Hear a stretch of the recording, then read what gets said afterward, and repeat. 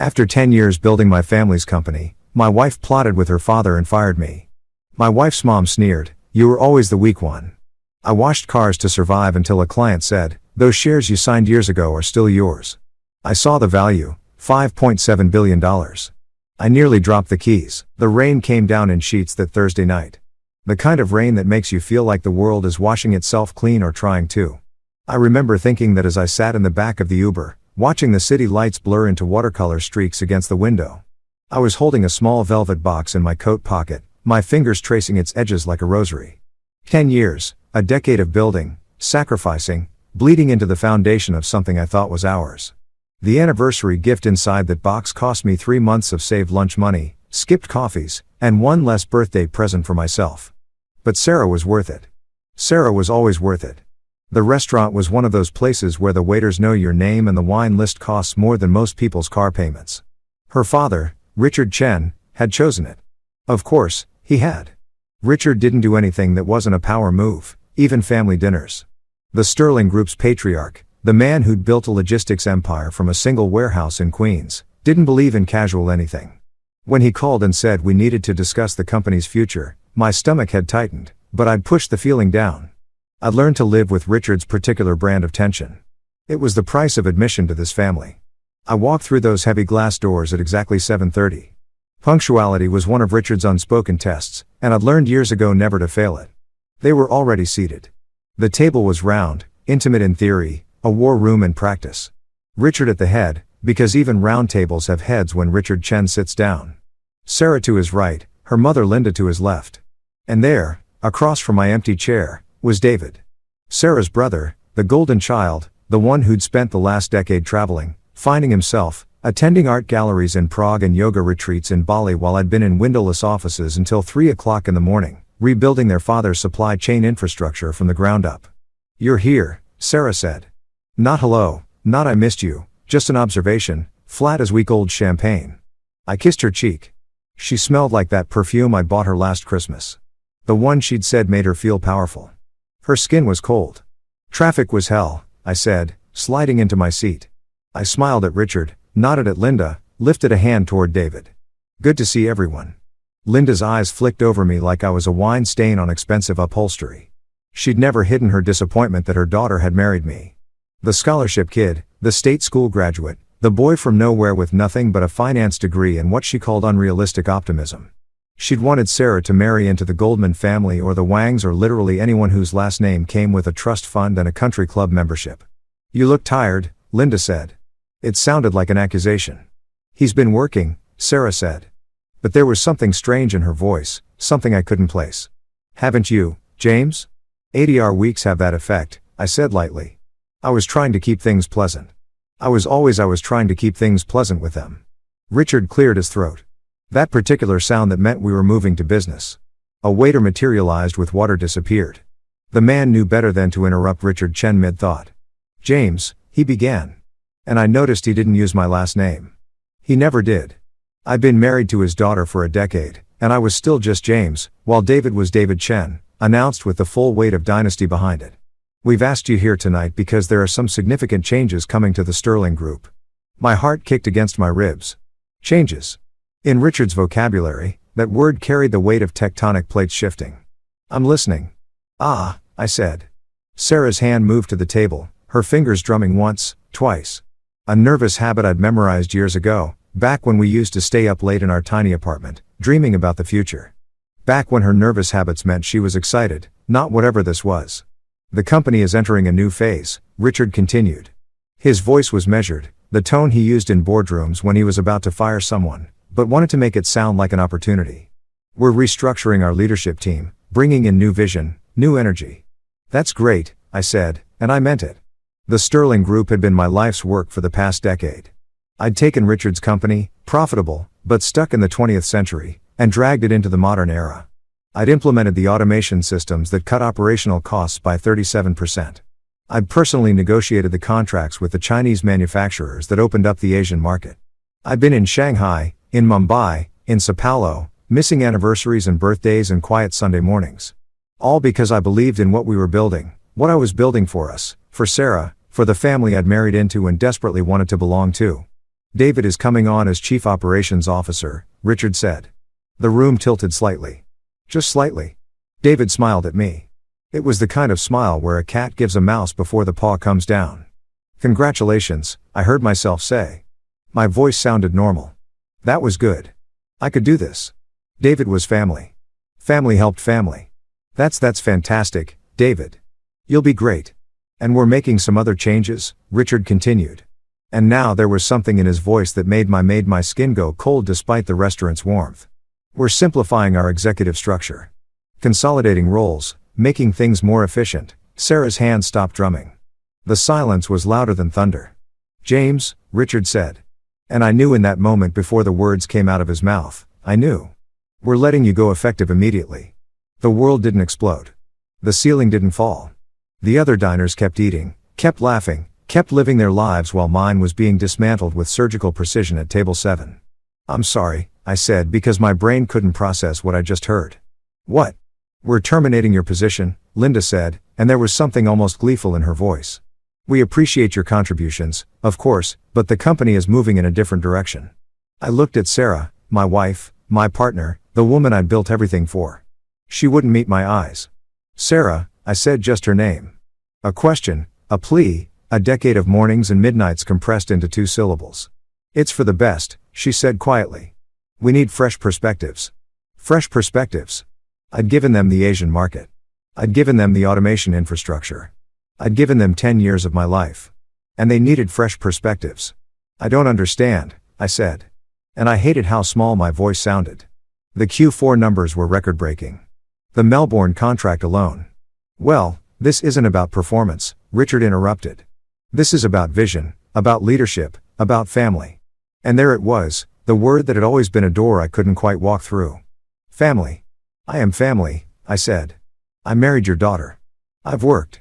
You married into the family, Linda corrected, her voice sharp as broken glass. There's a difference. You were always an employee, James. A very dedicated employee, certainly. But an employee nonetheless. David leaned back in his chair, swirling his wine. He hadn't said a word, but his presence was loud as sirens. This had been planned carefully, meticulously. They'd rehearsed this. There will be a severance package, Richard said, sliding an envelope across the table. It sat there between the salt and pepper shakers. Everything I'd built reduced to paper and numbers. It's generous, more than generous. 3 months' salary, benefits extended for 6 months. We're not monsters, James. I stared at the envelope. I didn't touch it. And my projects. I asked the Singapore expansion, the AI logistics integration, those are company projects, Sarah said. And now she did look at me and her eyes were ice. You don't own them. You never did. Something in my chest cracked. Not my heart. That would come later. This was something deeper. The foundation of who I thought I was, who I thought we were, splitting down the middle. How long have you been planning this? I asked. Silence. Sarah, I said. How long? 6 months, she said quietly. We've been discussing it for 6 months. 6 months.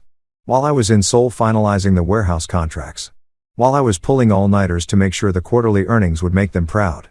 While I was shopping for an anniversary gift I couldn't afford, she'd been in her father's office planning my execution. I loved you, I said. Past tense. The words came out before I could stop them. Linda laughed. Actually laughed. The sound was like champagne glasses shattering on marble. Love, she said, shaking her head. You were always so dramatic, James. So emotional. That was your problem. You know, in business, emotion is weakness. Richard saw potential in you once, but potential isn't enough. You never had the killer instinct, the ruthlessness. You were always the weak one. The weak one. I stood up, the chair scraped against the floor, too loud in the careful quiet of the restaurant. I need some air, I said. Take the envelope, Richard said. You'll want to review the terms. Your lawyer will. I don't have a lawyer, I said. I was backing away from the table now, my hands shaking. I never needed one. I trusted you. I trusted all of you. Sarah's face flickered with something. Guilt. Regret. But it was gone so fast I might have imagined it. James, she started. Don't, I said. Just don't. I walked out of that restaurant into the rain. And I remember thinking that at least the weather matched the moment. At least the universe had that much sense of drama.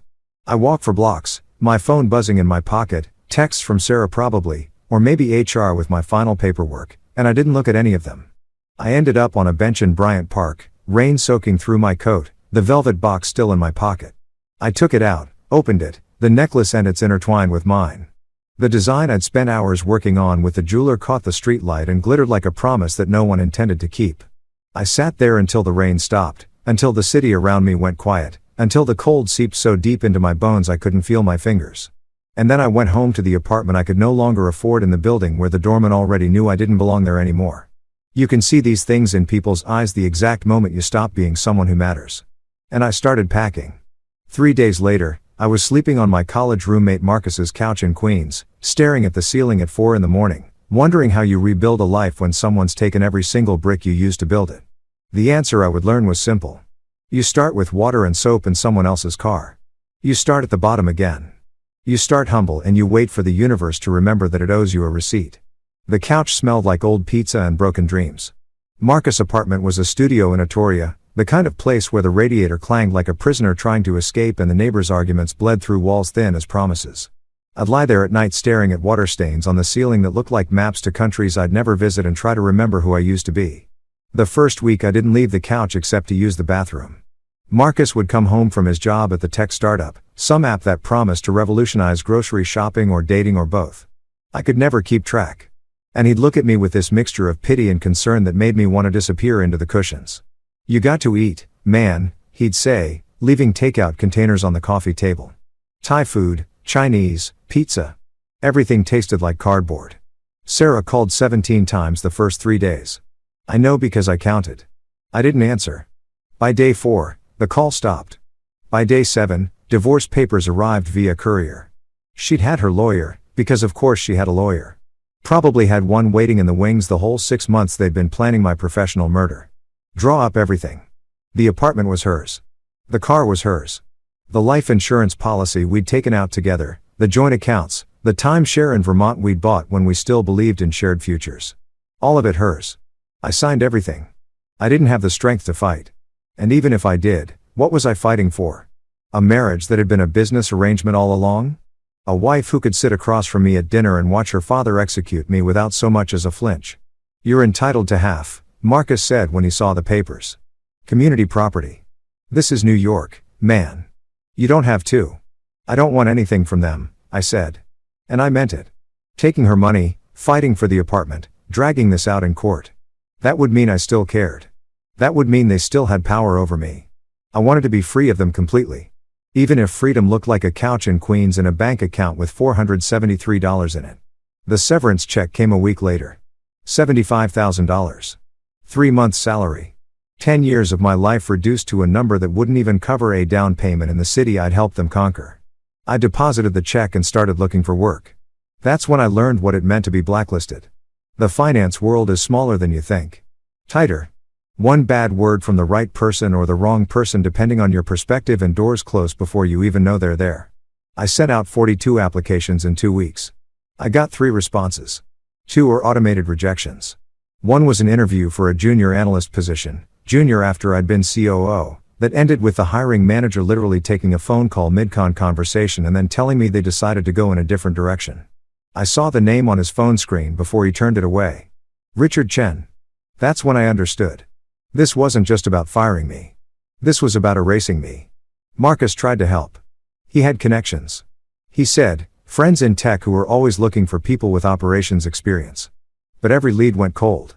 Every conversation started promising and ended with, we'll be in touch. In the silence that meant they wouldn't. I lasted 6 weeks on that couch before I knew I had to do something, anything, or I'd disappear completely. The severance was bleeding out. Rent to Marcus, even though he'd said I didn't have to pay. Student loan payments I'd deferred but couldn't defer forever. The divorce lawyer I'd finally hired when I realized Sarah's team was trying to make me liable for debts I didn't even know existed. That's when I saw the ad on Craigslist. Car wash attendant needed. Flexible hours cash daily. I stared at that posting for an hour before I clicked. I had an MBA from Columbia. I'd negotiated 8-figure contracts. I'd stood in boardrooms in Singapore and Sydney and Sao Paulo and made decisions that affected thousands of employees millions of dollars. And now I was applying to wash cars.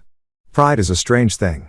You don't know how much of it you have until circumstances take a knife to it and start carving. I'd always thought of myself as humble, as someone who'd come from nothing and remembered where he'd started. But sitting there filling out that application, I realized I'd bought into their version of success. I'd let them make me believe that my worth was tied to my title, my salary, the weight of my business card. The car wash was in Midtown, tucked between a parking garage and a dry cleaner that always smelled like chemicals and lost time. The owner was a guy named Tommy, 60-some with hands like leather, and a laugh that sounded like gravel in a blender. He looked at my application. I'd left off the MBA, the COO title, everything that would make him question why I was there, and hired me on the spot. "You start tomorrow," he said. 6 a.m. Don't be late. I wasn't. The work was exactly what you'd imagine. Spray down the cars, soap them up, rinse, dry, move to the next one, repeat. The water was cold, even in September. And by the end of the first day, my hands were raw and my back was screaming. I made $87 in tips.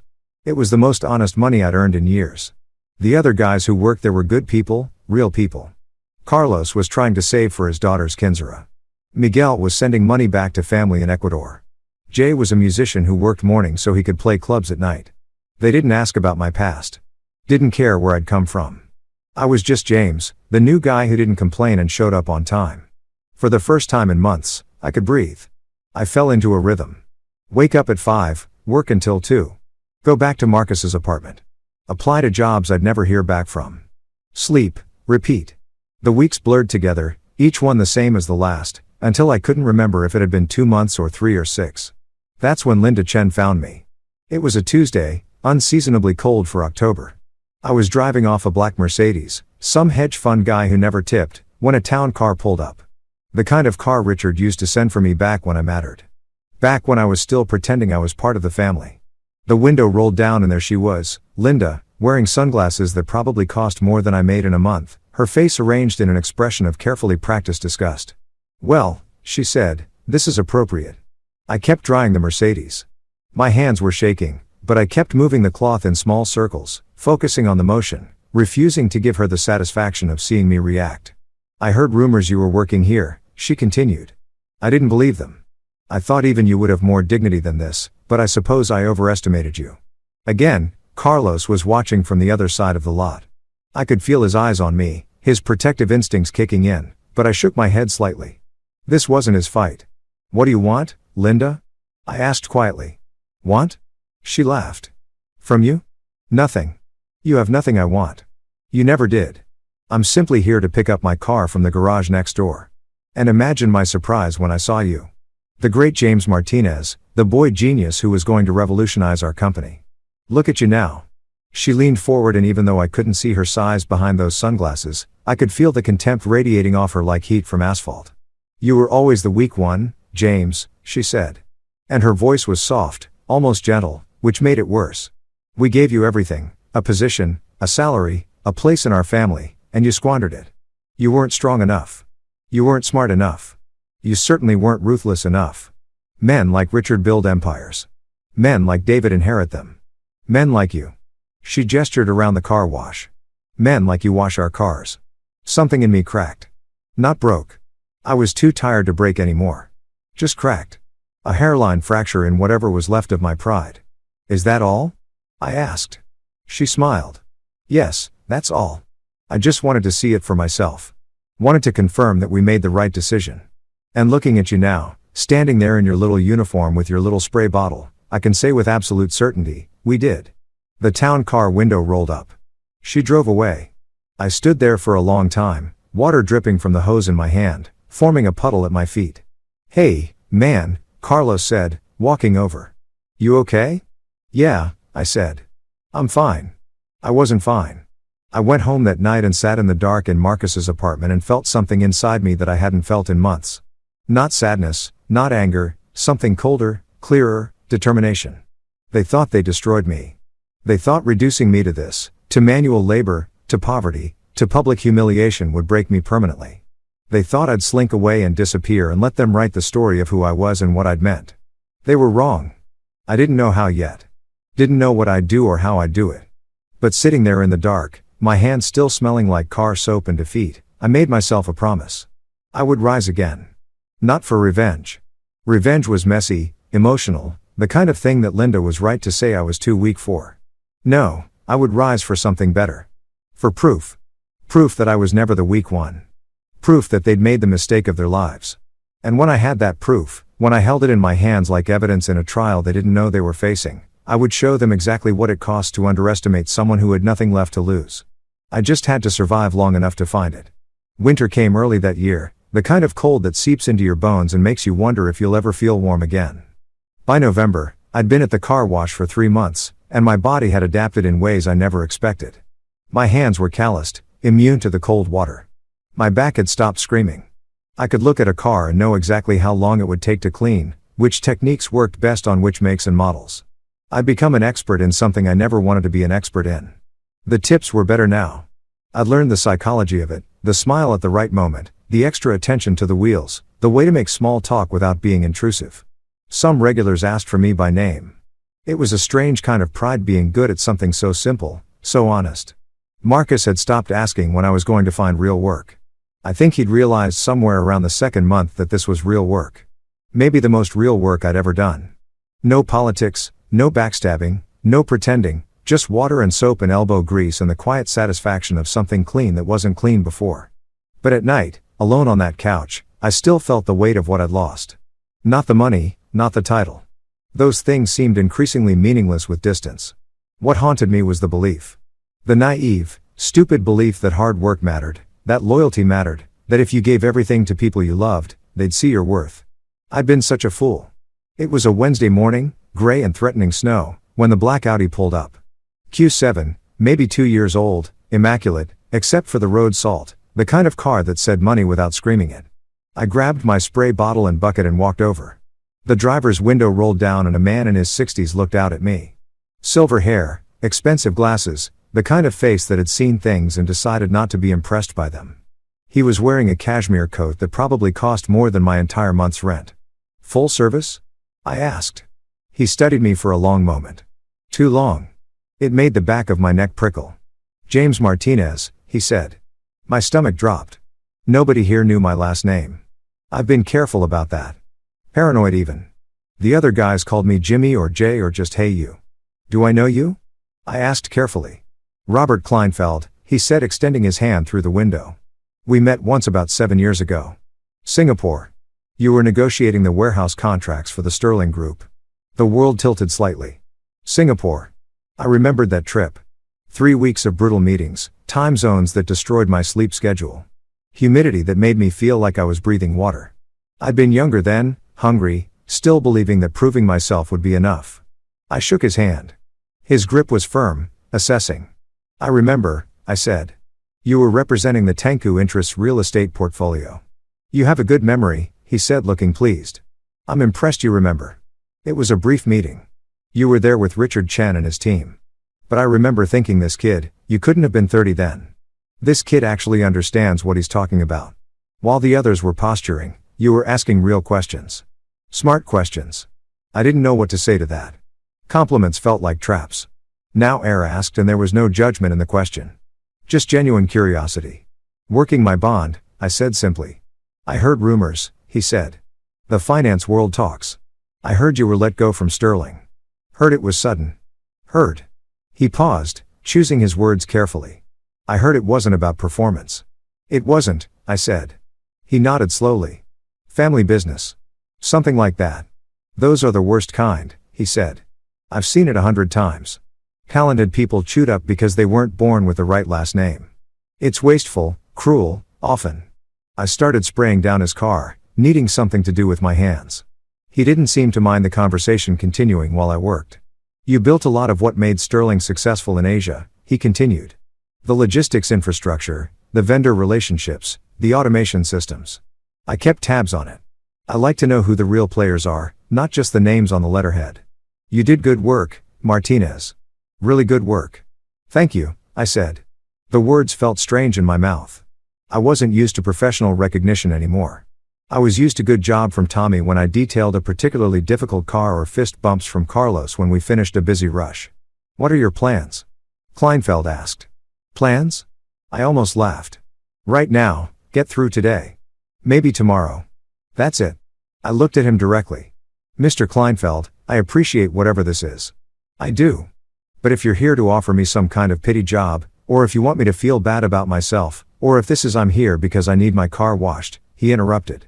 "And because I don't believe in coincidences, when I recognized you standing here washing cars, I thought, either this man has given up completely or he's doing what he needs to do to survive, and men who survive are interesting to me." I didn't respond. I kept working, moving to the wheel, scrubbing away the salt and grime. "Do you remember the paperwork you signed when you started at Sterling?" he asked suddenly. The question was so random it made me stop. "The employment contract?" I asked. "Before that, the very beginning when Richard first brought you on board." I thought back. It felt like another lifetime. I'd been 26, fresh out of Columbia, drowning in student debt, and desperate to prove myself. Richard had made me an offer, decent salary, equity incentive, the promise of building something meaningful. "There was a stock agreement," I said slowly. "Minor equity stake 0%. It was symbolic more than anything. Richard said it was to make me feel invested in the company's success." Kleinfeld smiled. 3% to be exact. "I know because I reviewed Sterling's corporate structure last year when they were exploring some joint ventures with one of my holdings. That agreement, did you ever buy out? Did you ever sign anything terminating that equity position?" I tried to remember 10 years of paperwork, hundreds of documents signed in hundreds of offices. The severance agreement had been thorough, covering everything from intellectual property to non-compete clauses to confidentiality. "But equity? I don't think so." I said. "They never mentioned it. The severance papers didn't check." Kleinfeld said, "Check very carefully because if that equity stake still exists and if they didn't properly terminate it as part of your severance, you might own more of that company than you think." My hands had stopped moving. The spray bottle hung loose at my side. "Why would that matter?" I asked. 3% of Sterling is nothing. Even with the growth, that's 3% of Sterling Group before the Asian expansion," he corrected. "Before the automation implementation, before the 3 acquisitions they have completed in the last 8 months, before the Melbourne deal you negotiated closed and added $2 billion in valuation." The number hung in the air between us like smoke. "They've been growing," he continued, aggressively. "The company you helped build is worth exponentially more than it was when you signed that agreement. And if that equity still exists, if they forgot about it or assumed you'd never check or simply didn't bother to clean it up," he paused. "Well, let's just say 3% of $19 billion is more than nothing." I couldn't breathe, couldn't think. The math was trying to happen in my brain, but kept sliding away like water on wax paint. 19 billion, I repeated. As of their last valuation round, yes, they're positioning for an IPO next year. The company is worth more than Richard probably dreamed when he started it. 3% of $19 billion. I'd washed enough cars in the past 3 months to know basic arithmetic. "That was 57 million, I said quietly. "If the equity stake still exists," Kleinfeld cautioned. "That's a big if. I'm not a lawyer. I'm just a man who's seen enough corporate divorces to know that sometimes in the rush to get rid of someone, companies make mistakes. They forget to cross T's. Do E's, especially family companies that aren't used to playing by institutional rules." He handed me a business card through the window. Heavy stock, embossed lettering, the kind of card that meant serious money. "I have a lawyer," he said. "Best corporate attorney in New York. Absolutely vicious. Completely ethical, and she loves cases like this. Cases where the little guy might have been screwed. If you want, I can make an introduction. No obligation. Just look into it. Pull your files. Check what you signed, what you didn't sign." I took the card with numb fingers. "Why are you helping me?" I asked. He smiled, but there was something hard in it. "Because I've built 3 companies from nothing. Martinez, I know what it takes. I know the difference between someone who's riding coattails and someone who's actually pulling the sled. And I watched Richard Chen take all the credit for work you did. I watched him in meetings talking about our strategy and our vision when I knew damn well whose strategy it really was." He started his engine. "Also," he added, "I really hate bullies, and family bullies are the worst kind. They make you think you're supposed to take it. That loyalty means letting them destroy you." I stood there holding his business card as he drove away. My Audi gleaming and perfect. The card said Patricia Wong, Corporate Law, Kleinfeld and Associates. Carlos came over whistling low. "That guy tipped you $100. He said, "What did you do? Wash his car with your tongue?" I looked down. There was a folded bill in my bucket. Benjamin Franklin staring up at me. "He was just an old client," I said. But that night, back at Marcus's apartment, I couldn't sleep. I pulled out the box I'd shoved under the couch 3 months ago, the box with all my Sterling documents, the things I couldn't bear to look at, but couldn't bear to throw away either. I dug through severance agreements, NDAs, intellectual property transfers. Page after patch of legal language, all of it designed to separate me from the company I'd built. But nowhere, and I checked 3 times, 4 times, 5 times, nowhere was there any mention of equity termination. No buyout clause, no forfeit agreement, nothing. The original stock certificate was there, yellowed and forgotten at the bottom of the box. 3% of the Sterling Group issued to James Martinez, dated January 15, 10 years ago. I held it up to the light like it might disappear if I looked away. $57 million. If it was real, if it was valid, if they'd made the mistake I suddenly, desperately hoped they'd made. I pulled out my phone and stared at Patricia Wong's number for a long time before I finally started typing. My name is James Martinez. Robert Kleinfeld gave me your card. I need to know if I still own part of the company that destroyed my life. I hit send before I could second guess as myself. The response came back in less than 2 minutes. Come see me tomorrow, 9 a.m. Bring everything. Patricia Wong's office was in Midtown 53rd floor of a building where even the elevator felt like it was judging you. I stood in the lobby at 8:45 wearing the only suit I still own, the one I'd worn to my last day at Sterling, now slightly too big because I'd lost weight washing cars and eating ramen. My shoes were scuffed. My tie was from JCPenney. I looked like exactly what I was. A man who used to belong in places like this and no longer did. The receptionist was polite in that razor-sharp way expensive firms teach their staff. Smile with your mouth. Assess with your eyes. Make people know they're being measured. Mr. Martinez, she said, Miss Wong is expecting you. Conference room 3. The conference room had floor-to-ceiling windows overlooking the city. The kind of view that reminded you how small you were and how big the game was. Patricia Wong was already there, standing at the window with her back to me, talking on her phone in rapid Cantonese. She was smaller than I'd expected, maybe 5 feet 2 inches, wearing a black suit that probably cost more than I'd made in the last month. Her hair was pulled back in a severe bun, and when she turned around her eyes were the sharpest thing I'd ever seen. I'll call you back, she said into the phones, then to me. Sit. I sat. She didn't waste time on pleasantries. Robert says you might have an equity stake in a company that fired you. The Sterling Group, Logistics, and Supply Chain, Richard Chen's baby. That correct? Yes, I said. And you brought documentation. I slid the folder across the table. Everything I'd found last night, the original stock certificate, the employment contract, the severance agreement, my entire professional life reduced to 37 pages. She put on reading glasses and started going through it with the focus of a surgeon examining x-rays. She didn't speak for 10 minutes, just read, occasionally making notes on a legal pad with a fountain pen that looked like it cost more than my rent. Finally, she looked up. This is interesting, she said. Interesting good or interesting bad? Interesting like watching a man fall off a building in slow motion. You don't know if he's going to hit the ground or if there's a miracle waiting. She tapped the stock certificate. This is legitimate. Properly executed. Filed with the New York Secretary of State. 3% equity stake issued January 15th, 15 years ago. No expiration, no buyback clause, no forfeit language. It's clean. My heart was hammering. And the severance agreement doesn't mention it, not once. They covered intellectual property, non-compete, confidentiality, trade secrets, future employment, social media behavior. They were very thorough about everything except the one thing that actually matters. She smiled, and it was the smile of a predator that had just spotted wounded prey. They forgot about your equity. How is that possible? I asked. They had lawyers, good lawyers. This is a billion-dollar company. Family companies make family company mistakes, she said. They operate on assumptions, relationships, informal agreements. Richard Chen probably thought of that equity stake as a gesture, something symbolic he gave you when you were young and grateful. He probably forgot it existed. Or he assumed it was so small it didn't matter. Or, and this is my personal theory, he was so focused on humiliating you, on making you feel worthless, that he didn't think you'd ever have the nerve to check. She leaned forward.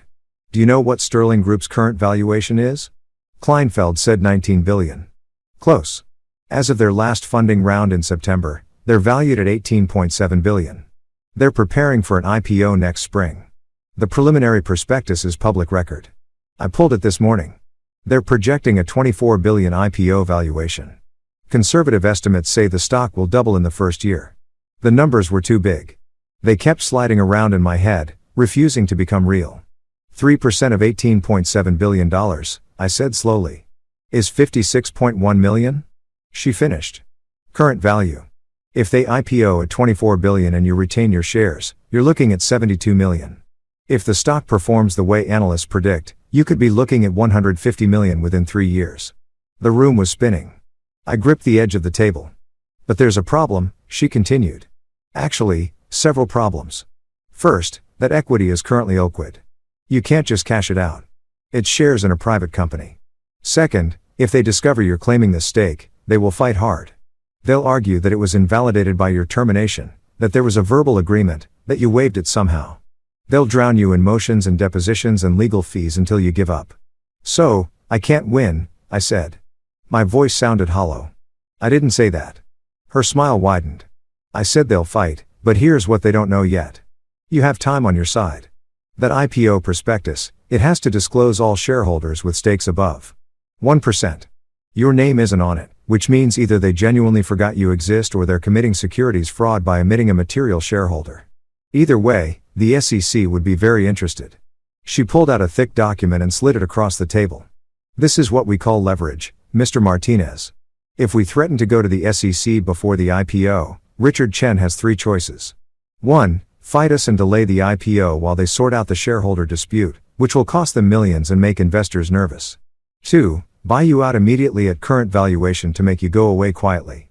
3. Let you keep the shares and add you to the prospectus, which means admitting they screwed up and having you as a permanent shareholder in their family company. Which option do you think they'll choose? I asked. Depends on how much pride Richard has versus how much he wants that IPO money. But my guess, they'll try to buy you out, offer you 30 million, 40 million, something that sounds huge to you, but is a discount to them. They'll make it seem generous. They'll make you feel like you're getting more than you deserve. What do you think I should do? She sat back, studying me. That depends on what you want. Is this about money? Because if it is, take the buyout. $30 million is more than most people see in a lifetime. Walk away. Rebuild your life. Never think about them again. And if it's not about money, then you hold it, you refuse the buyout. You demand your seat at the table. You make them add you to the prospectus. You become a shareholder they can't erase. You sit in their annual meetings. You vote on their decisions. You remind them every single day that they didn't destroy you, that they couldn't. Her eyes were gleaming now. She was enjoying this. That's what you want, isn't it? She said, not the money, the proof. You want to prove they were wrong about you. I thought about Linda's face through that town car window. You were always the weak one. I thought about Sarah's ice-cold eyes across that restaurant table. I thought about Richard's dismissive tone, David's smug smile, the 6 months they'd spent planning my eraser while I worked myself to exhaustion, believing I was building our future. Yes, I said quietly. I want them to know they were wrong. Patricia nodded slowly. Then here's what we do. We file a formal claim with the company notification that you're asserting your shareholder rights. We give them 30 days to respond. They'll panic, call their lawyers, scramble to figure out how this happened. Then they'll come to us with offers. Big offers. Scary big offers designed to make you shut up and disappear. And I say no. You say no. We negotiate only for one thing. Recognition as a legitimate shareholder with full voting rights. We don't ask for more equity. Don't ask for damages. Don't make this about money. We make it about principle, about what's legally, indisputably yours. They'll hate that, I said. They'll despise it. Richard Chen doesn't lose. He especially doesn't lose to people he's already defeated. It'll drive him insane. She smiled, which is frankly the best part. What's this going to cost me? I asked. I have about 60,000 left from my severance. I can't afford. Robert's retainer covers the initial filing and negotiation, she interrupted. He's already paid me. Consider it an investment. He likes you. More importantly, he hates your in-laws. The Chen screwed him on a deal about 5 years ago. He's been waiting for an opportunity to return the favor. I stared at her. So, this is revenge. This is business. The fact that it also happens to be incredibly satisfying revenge is just a bonus. She gathered up the documents. I need you to sign some papers. Power of attorney, legal representation agreement, a few other things. And I need you to prepare yourself for what? For them to come at you with everything they have. They'll investigate you, dig up dirt, try to find leverage. They'll make offers that sound like miracles. They'll have Sarah call you. Probably use your history against you. They'll play on your guilt, your feelings, your desire to not be the bad guy. She leaned across the table, her voice dropping. Can you handle that? Can you look your ex-wife in the eye and tell her no? Can you sit across from your former father-in-law and not back down? Because if you can't, we should walk away right now, take what we can get, and call it a win. I thought about the couch in Marcus's apartment, the cold water at the car wash, the sound of Linda's laughter when she called me weak, the 3 months of silence from every person I'd thought was a friend who disappeared the moment I was no longer useful. I can handle it, I said. Patricia smiled. Good, because honestly, this is the most fun I have had in years. Family companies think they're untouchable. They think loyalty and tradition matter more than contracts and law. I love proving them wrong. She stood up, extended her hand. Welcome to the fight of your life, Mr. Martinez. Try not to let them see you sweat. I shook her hand. Her grip was iron. One more thing, she said as I was leaving. Don't tell anyone about this. Not your roommate, not your coworkers, not anyone. When we file, it needs to be a surprise. The element of shock is part of our leverage. How long until we file? I'll have everything ready by Friday. We'll serve them next Monday morning. By Monday afternoon, your life is going to get very interesting. I walked out of that office building into the November cold. And for the first time in months, I felt something besides numbness. I felt dangerous. I went to the car wash that afternoon and worked my shift. Sprayed down Benzes and Beamers and Teslas. Smiled at customers, collected tips. Carlos asked if I was okay. I must have looked different somehow. Must have been carrying myself differently. Yeah, I said. I'm good. That night on Marcus's couch, I pulled out my phone and looked at the photos I'd avoided for months. Pictures of Sarah and me, our wedding day, vacations, quiet Sunday mornings. All those moments I thought were real. I deleted every single one. Not out of anger, out of clarity. She was the past. The Kins were the past. What came next was the future. And the future, I was beginning to realize, belonged to people who refused to stay down. The weekend before Patricia filed the claim felt like waiting for an execution. Mine or theirs, I wasn't sure yet. I worked my shifts at the car wash, went through the motions, but my mind was elsewhere, playing out scenarios, imagining Richard's face when he received the notification, wondering if Sarah would call, what she'd say, whether any part of her would feel guilty. Marcus noticed Saturday night, he ordered Thai food and sat down across from me with that look, the one that said we were going to talk whether I wanted to or not. What's going on with you? He asked. You've been weird all week. More weird than usual. Weird. Nothing. I said, bullshit. I've known you since freshman year. I know your poker face. You don't have one. He pointed his chopsticks at me. Is this about Sarah? Did she contact you? No, it's not about Sarah. Then what? I wanted to tell him. Marcus had given me his couch, his food, his patience. He'd watched me fall apart and hadn't judged me for it. But Patricia's warning echoed. Don't tell anyone. The element of surprise is our leverage. I might have some legal stuff happening. I said carefully with Sterling about my severance. Legal stuff good or legal stuff bad?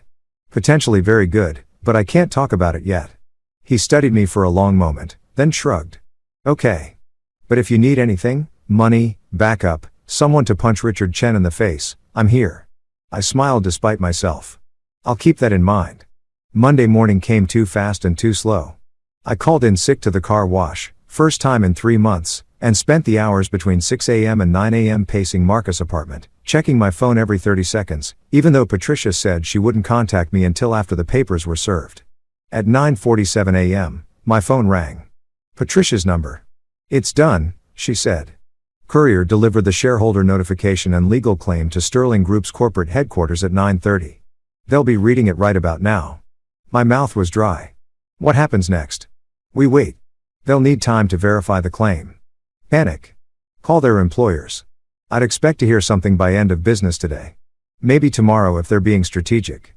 And if they don't respond, they'll respond. Trust me, this isn't something they can ignore. She was right. At 2:17 p.m., my phone rang again. Unknown number.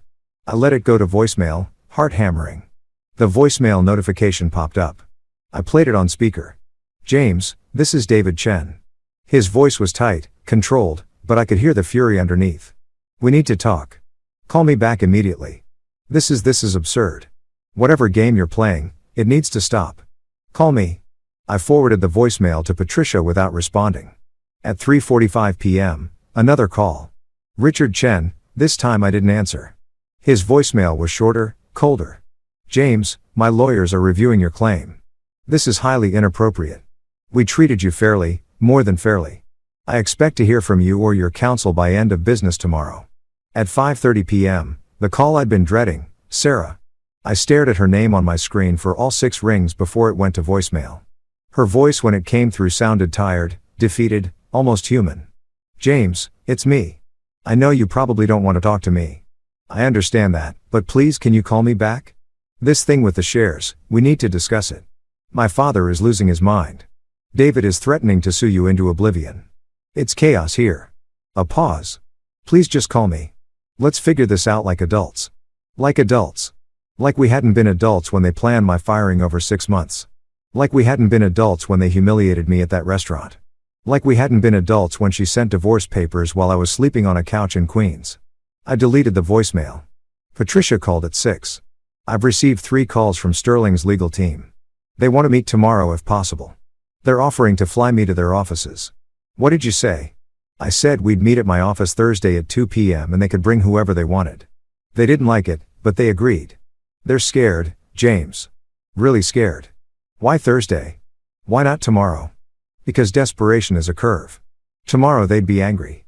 By Thursday, they'll be terrified. The IPO deadline is real. Every day this drags on costs them leverage with investors. We want them afraid, not angry. Tuesday was quieter. Just 2 calls. One from a number I didn't recognize, probably another Sterling lawyer, one from David again. I ignored both. I went back to the car wash. Needed the simple physics of water and soap and shine. Tommy pulled me aside during lunch break. You okay, Jimmy? You seem distracted. Just some personal stuff, I said. It'll pass. You need time off? I shook my head. Work helps. Keeps me focused. He nodded satisfied. Tommy was good that way. He cared, but he didn't pry. Wednesday, the call stopped. The silence was worse than the noise. I kept checking my phone, wondering if I'd somehow missed something crucial. If they'd found a way around the claim, if this was all going to evaporate like every other hope I'd had in the last 6 months. Patricia texted at noon. Radio silence is normal. They're strategizing, preparing their offer. See you tomorrow. That night, I couldn't sleep. I lay on Marcus' couch and watched shadows move across the ceiling and thought about all the ways this could go wrong. They'd find a loophole. They'd prove the equity was invalid. They'd offer me money and I'd be weak enough to take it because $30 million was still $30 million. And who was I kidding? I wasn't strong enough for this fight. You were always the weak one. I got up at 4 a.m. and went for a walk. The city was quiet. That strange pre-dawn hush when even New York takes a breath. I ended up at the East River watching the water catch the first hints of sunrise. And I made myself remember. I remembered being 26, sitting in Richard's office, him telling me I had potential, telling me I could be part of something bigger than myself. I remembered believing him. I remembered 10 years of believing him. I remembered the night I proposed to Sarah. How she'd cried and said yes and told me she couldn't imagine life without me. How we'd stayed up until dawn making plans, dreaming dreams that felt so solid I could have built a house from them. I remembered the first major deal I'd closed for Sterling, the Shanghai distribution center. How I'd called Richard from the airport, exhausted and triumphant, and he'd said, "I knew you could do it, son." Son. The word I'd wanted to hear from my own father who died when I was 12 and never saw me become anything. I remembered all of it. Let myself feel the weight of it. And then I let it go. Not with anger, not with forgiveness either. Just release. Like opening your hand and watching something fall that you'd been holding too tight for too long. They didn't get to define me anymore. Not who I was, not who I'd been, not who I'd become. I went back to the apartment, showered, put on my JCPenney suit, and headed to Patricia's office. She was already in the conference room when I arrived at 1:30 reviewing documents with 2 associates I hadn't met before. "James," she said, looking up. "Good. We're almost ready. They'll be here at 2. It's going to be Richard, David, their chief counsel, and probably one of their outside attorneys. Big guns. They want to intimidate. Will it work?" She smiled. "On them or on you?" At precisely 2 p.m., the receptionist showed them in. I'd steeled myself for this moment, practiced staying calm, but nothing quite prepared me for seeing them again. Richard in his 1000 suit, still carrying himself like a man who'd never heard the word no. David beside him, all entitled swagger and family name. Their lawyers, 2 men in matching navy suits who looked like they'd been grown in the same corporate lab. And then behind them, Sarah. She wasn't supposed to be here. This was a legal meeting, a business negotiation. But there she was, wearing that blue dress I'd always loved, her eyes finding mine across the table and holding them. "James," Richard said, not sitting. "This is unnecessary."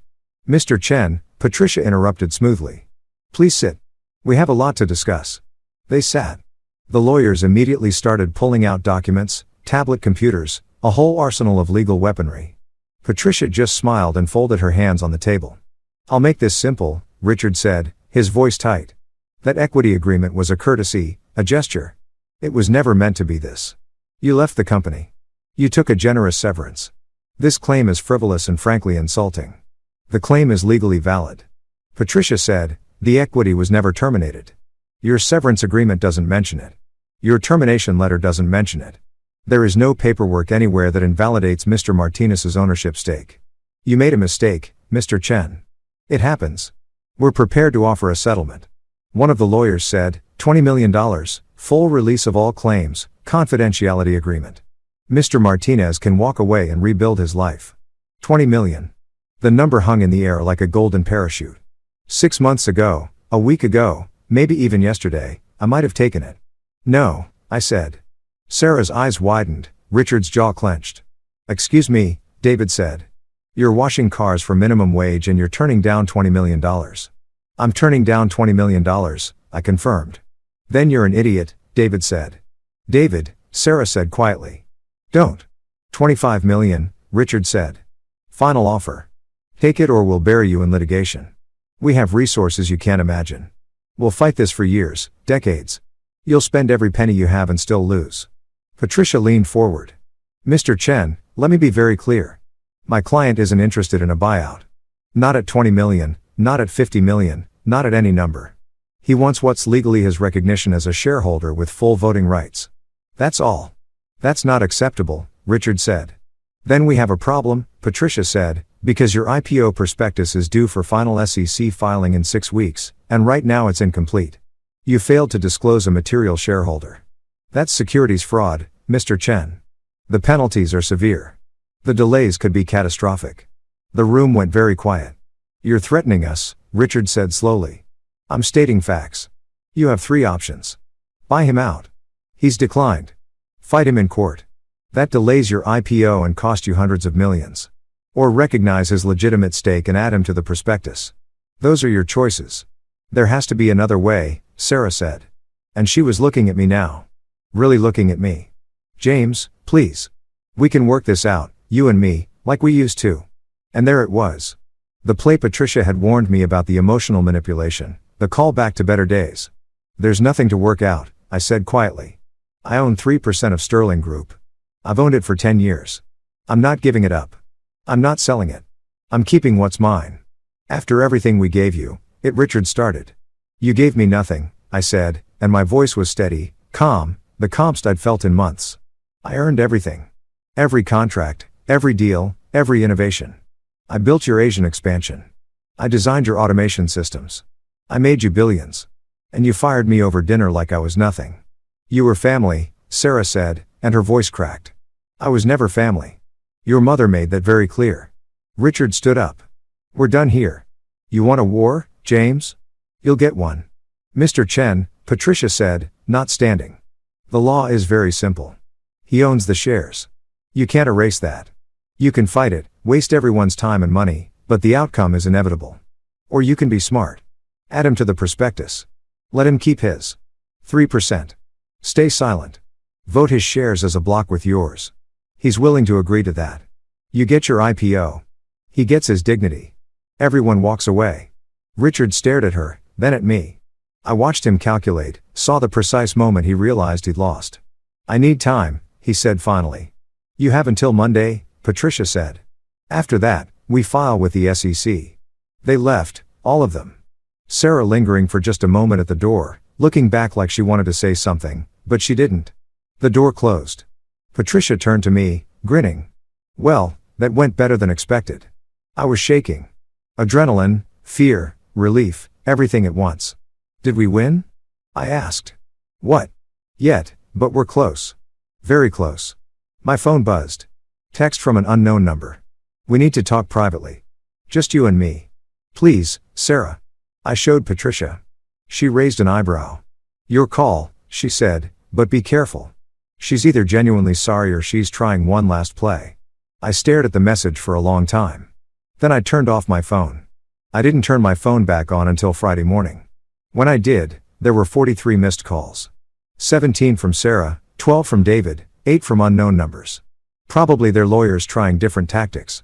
6 from Richard and just one, from Patricia. They're panicking. Good. Stay strong. The voicemails were a symphony of desperation. David threatening lawsuits. Richard's lawyers using words like tortious interference and bad faith negotiation. And Sarah. Always Sarah. Her voice getting progressively more raw, more real until the last message. Left at 2 o'clock in the morning where she was crying. James, please. I know I don't deserve it, but please just talk to me. 5 minutes. That's all I'm asking. I need to explain. I need you to understand what happened. What I a long pause. The sound of her breathing. I'm sorry. I'm so sorry. Please. I listened to that message 3 times, hating myself for it. Hating that part of me that still remembered loving her, that still heard the girl I proposed to under the Brooklyn Bridge. Not the woman who'd watched me get executed at dinner without saying a word. Marcus noticed me staring at my phone. You okay? Sarah keeps calling. You going to talk to her? I don't know. My lawyer said to be careful that it might be a trap. What does your gut say? I thought about it. My gut said a lot of things. That I missed her. That I hated her. That I wanted to understand how someone could claim to love you and destroy you in the same breath. That maybe, just maybe, there was more to the story than I knew. My gut says I'm an idiot if I meet her. And I said, then don't. But by Saturday afternoon, I texted her back. One conversation, public place, tomorrow, 3 p.m. the coffee shop on Lexington and 52nd. Her response was immediate. Thank you. I'll be there. Sunday arrived wrapped in that particular kind of cold that makes you question every decision that led you outside. I got to the coffee shop at 2:40, ordered a black coffee I didn't drink, and sat at a table by the window where I could see her coming. She arrived at exactly 3:00 p.m. That was so Sarah, punctual to the point of compulsion, another trait she'd inherited from Richard. She was wearing jeans and a simple sweater, her hair down, no makeup. She looked smaller, somehow, younger, more like the woman I'd married and less like the stranger who'd divorced me. She ordered tea, chamomile, no sugar, the same thing she always ordered when she was stressed, and sat down across from me. For a long moment, neither of us spoke. Thank you for meeting me, she said finally. I'm not sure why I did. Because you're a better person than I am. She wrapped her hands around her cup, not drinking. James, I need you to know that I didn't want to do it. Any of it. The firing, the divorce, any of it. But you did it anyway. Yes, I did it anyway. She looked up at me and her eyes were red-rimmed. Do you remember when we first got engaged? What my father said. I remembered. We'd been in his office showing him the ring I'd saved for months to buy. Richard had smiled, shook my hand, and then said, welcome to the family. Just remember family is everything. Loyalty is everything. He said family is everything. I said he said loyalty is everything. Sarah receded. And I believed him. I still believe him. That's the problem. I was loyal to him.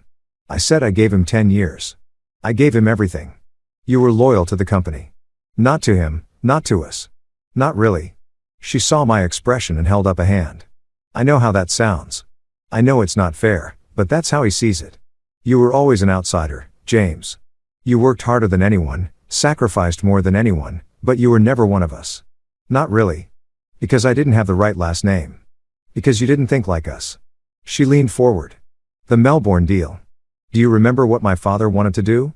I remembered Richard had wanted to lowball the Australian partners, squeeze them on terms, use sterling size as a weapon. I'd argued against it, said it was short-sighted, that we needed them more than they needed us. I'd negotiated a fair deal instead. Both sides won. The contract was worth billions. I made sterling $2 billion. I said, you made them partners instead of servants. Sarah said, that's what my father couldn't forgive. You treated people like equals. You built relationships instead of empires. You thought business was about collaboration. He thinks it's about conquest. So he fired me for being decent. He fired you for being different. For showing David that there was another way to run a company, a better way. She was crying now. Quiet tears that she kept wiping away with the back of her hand. David looks up to you. You know, he always has. That's why my father wanted you gone, because you were the son he wishes he had, and David knew it, and it was destroying their relationship. The words hit me like cold water. David hates me. David hates that my father respects you more than him. Respected. Past tense. Now my father has to pretend you were always worthless. Because admitting the truth that he fired the best executive he ever had would mean admitting he was wrong. And Richard Chen doesn't do wrong. And you? I asked. Where do you fit into this? She looked down at her tea. I'm his daughter. I'm supposed to be loyal to family above everything. That's what I was raised to believe. That's what he's always taught me. So when he said you had to go, she trailed off. You chose him over me. I chose family over everything. The way I was taught, the way I thought I was supposed to. She looked up at me and the pain in her eyes looked real. It probably was real. That was the worst part. I've regretted it every day since. Every single day. But not enough to do anything about it. Not enough to call me. Not enough to tell your father he was wrong. I'm here now. She said, you're here now because I have leverage. Because I own shares you forgot about. If I was still washing cars and you'd already gotten the divorce you wanted, would you be here? She didn't answer. The silence was answer enough. What do you want, Sarah? I asked, suddenly exhausted. Why are we really here? I want to explain. I want you to understand that I never stopped caring about you. That this wasn't personal. It was just business. Family business. You fired me over dinner and divorced me over courier. And you think it wasn't personal? I think it was the hardest thing I've ever done. I think I lost myself doing it. I think I've been trying to figure out who I am without you. And I don't like what I've found. She reached across the table, put her hand on mine. It was warm, familiar. Once upon a time, that touch meant safety. Home. Let this go, she said softly. Please take the money my father's offering. 30 million. We'll go to 40 if that's what it takes. 50. Name your price. Take it and walk away. Build a new life. Find someone better than me. Be happy. And you get the IPO. Your family gets their billions. Everyone wins except the guy who actually built the company. Everyone wins, including you, James. $50 million is more money than most people see in 10 lifetimes. You could do anything. Go anywhere. You'd never have to work again. Is that what you think I want? To never work again? I think you deserve peace. I think you deserve to not be angry anymore. I think you deserve better than this fight. I pulled my hand away. You know what I realized? Sitting on that couch in Queens, the couch I had to sleep on because you took the apartment I paid for. I realized you never really knew me at all. That's not true. You think this is about money? I said, cutting her off. You think everything is about money because that's how your family thinks. But I don't want their money, Sarah. I want them to acknowledge what I built. I want my name on something I created. I want proof that I wasn't nothing. She was shaking her head, tears streaming freely now. You were never nothing. I never thought you were nothing. You watched your mother call me weak and you said nothing. You sat there while your father executed my career and you said nothing. You've been saying nothing for 10 years, Sarah. Your silence said everything. I was wrong, she whispered. I know I was wrong. I've known it since the day you walked out of that restaurant. I knew it when I signed the divorce papers. I know it every morning when I wake up and you're not there. Then why didn't you call? Why didn't you fight for me? Because I'm a coward, she said, and the words came out like a confession. Because I've spent my entire life doing what my father tells me to do, being who he wants me to be. Because the one time I chose something for myself, chose you, he made me feel like I was betraying everyone. And I couldn't handle it. So, I took the easy way out. I let him make you the villain, and I pretended to believe it. I wanted to hate her. It would have been easier if I could just hate her. But sitting across from her, watching her fall apart, all I felt was tired. Your father's wrong about the shares, I said quietly. Patricia checked everything. The equity is mine. Legally, indisputably mine. He can't make it go away. I know. His lawyers told him the same thing. She wiped her eyes. He's furious at them, at me, at the universe, but mostly at himself. He made a mistake and he can't fix it by being Richard Chen. He can't intimidate it away or buy it away or will it away, and that's destroying him. Good. She flinched. James, no. He destroyed me, Sarah. He took everything I worked for and threw it away like garbage. He told everyone in the industry I was incompetent.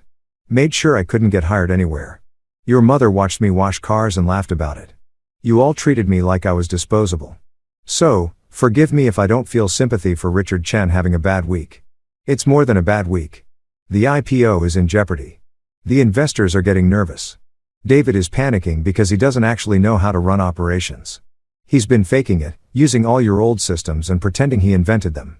The whole thing is falling apart. Part of me felt vindicated. The larger part felt nothing. They'd built their house on sand and called it a castle. Now the tide was coming in. What do you want me to say? I said, they asked. I want you to tell me what it would take. Not for the money, not for the IPO, for you. What would it take for you to walk away from this and find peace? I thought about it. Really thought about it. What did I want? Revenge felt empty. Victory felt hollow. Even the $57 million, a number that should have meant everything, felt increasingly irrelevant. I want them to tell the truth, I said finally. I want Richard to admit publicly that I built that Asian expansion, that the automation systems were my design, that the Melbourne deal happened because of my work. I want my name in the IPO prospectus with proper attribution. I want everyone who invested in Sterling Group to know that the foundation they're betting on was built by me. Sarah stared at me. He'll never do that. You know he won't. Then I keep my shares. I vote against every board decision. I attend every shareholder meeting. I become a permanent reminder of his mistake for the rest of his life. That's not peace, James. That's prison for both of you. Maybe. But it's honest prison. No more pretending. She stood up, grabbing her purse. I can't help you if this is what you want. I came here hoping you'd be reasonable. Hoping we could find a middle ground. There is no middle ground between truth and lies, Sarah. That's the problem. You keep trying to find compromise in places where compromise is just another word for eraser. She looked at me for a long moment, something shifting behind her eyes. You've changed. I've clarified there's a difference. I miss who you were. The man who would have forgiven me. Who would have chosen peace over principle. That man washed your family's cars and got called weak for it. I'm someone else now. She left without another word. I sat there with my cold coffee and watched her disappear into the Sunday afternoon crowd and felt nothing. No satisfaction, no regret, just the quiet certainty that I'd made the right choice. My phone rang an hour later.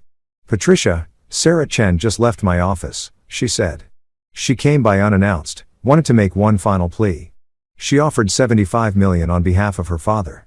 Full buyout, confidentiality agreement, and a reference letter saying you left Sterling on good terms. $75 million? The number didn't even sound real anymore. I'm assuming you told her no, I said. I told her I'd relay the offer to my client. That's you, by the way. So, I'm asking, do you want to consider it? Do you think I should? I think $75 million would solve a lot of problems. I also think you've made it very clear this isn't about money. But, James, I need you to understand something. If we reject this offer and move forward, things get ugly. Really ugly. They'll come after you personally, dig up everything, try to destroy your credibility, make you regret ever filing this claim. I worked for them for 10 years. They know everything about me already. You'd be surprised what people can weaponize when they're desperate. Old emails taken out of context. Colleagues who will testify you were difficult to work with. They'll paint you as greedy, vindictive, someone who's trying to exploit a technicality to steal from a family that gave you everything. None of that is true. Truth doesn't matter when you control the narrative. They have PR firms, media connections, money to make you the villain. Are you ready for that? I thought about Linda's face through that car window. David's smug smile at that dinner table. Richard's dismissive tone when he fired me like I was nothing. Sarah's cold eyes as she chose her family over everything we'd built together. Yes, I said. I'm ready. Patricia was quiet for a moment. Okay, then. I'll inform them the offer is rejected. Tomorrow morning, we'll file with the SEC. By tomorrow afternoon, this becomes a public matter. There's no going back after that. Good. James, one more thing. When this hits the news, and it will hit the news, your life changes. Reporters will call. Investors will want to know who you are. Sterling's competitors will reach out. You won't be anonymous anymore. You won't be able to go back to washing cars and living quietly. Is that what you want? I looked around Marcus's apartment, the couch that had been my home for 4 months. The life I'd built in the wreckage of the old one. Simple, honest, small. I don't know what I want yet, I said. But I know what I don't want. I don't want to disappear. I don't want them to write my story. I don't want another 30 years wondering if I was really as worthless as they made me feel. Fair enough. Get some rest. Tomorrow's going to be interesting. I didn't rest. I went to the car wash Monday morning, my last shift before everything changed. And I worked like I'd worked every day for the past 4 months. Carlos noticed something was different. You seem lighter, man, he said during lunch. Like you're carrying less weight. Maybe I am, I said. You hear back about that legal thing? Yeah, it's happening today, actually. Good news or bad news? Yes, he laughed. Cryptic. I like it. Well, whatever it is, I owe you deserve something good. You're a good dude. Jimmy, best work ethic I've ever seen. You ever want a reference, I got you. The simplicity of it almost broke me. This man, who knew nothing about my past or my degrees or my accomplishments, valued me for showing up on time and doing honest work. It was the purest respect I'd received in years. Thanks, Carlos. That means a lot. At 2:47 p.m., while I was drying off a Lexus, my phone buzzed. Patricia, it's done. SEC filing submitted. Sterling Group is now officially required to address the shareholder discrepancy in their prospectus. Expect fireworks. At 3:15 p.m., the first news alert popped up. Sterling Group IPO faces unexpected shareholder dispute. The article was brief, just the facts. Former executive claiming ownership stake. SEC investigating discrepancy. Potential impact on $24 billion valuation. By 4 p.m. my phone was ringing nonstop. Unknown numbers, reporters probably. I ignored them all. By 5 p.m. the story had grown. Bloomberg picked it up. Then Reuters, then the Wall Street Journal. Sterling Group's hidden shareholder, former COO, claimed $78 stake. Tommy called me into the office at 5:30.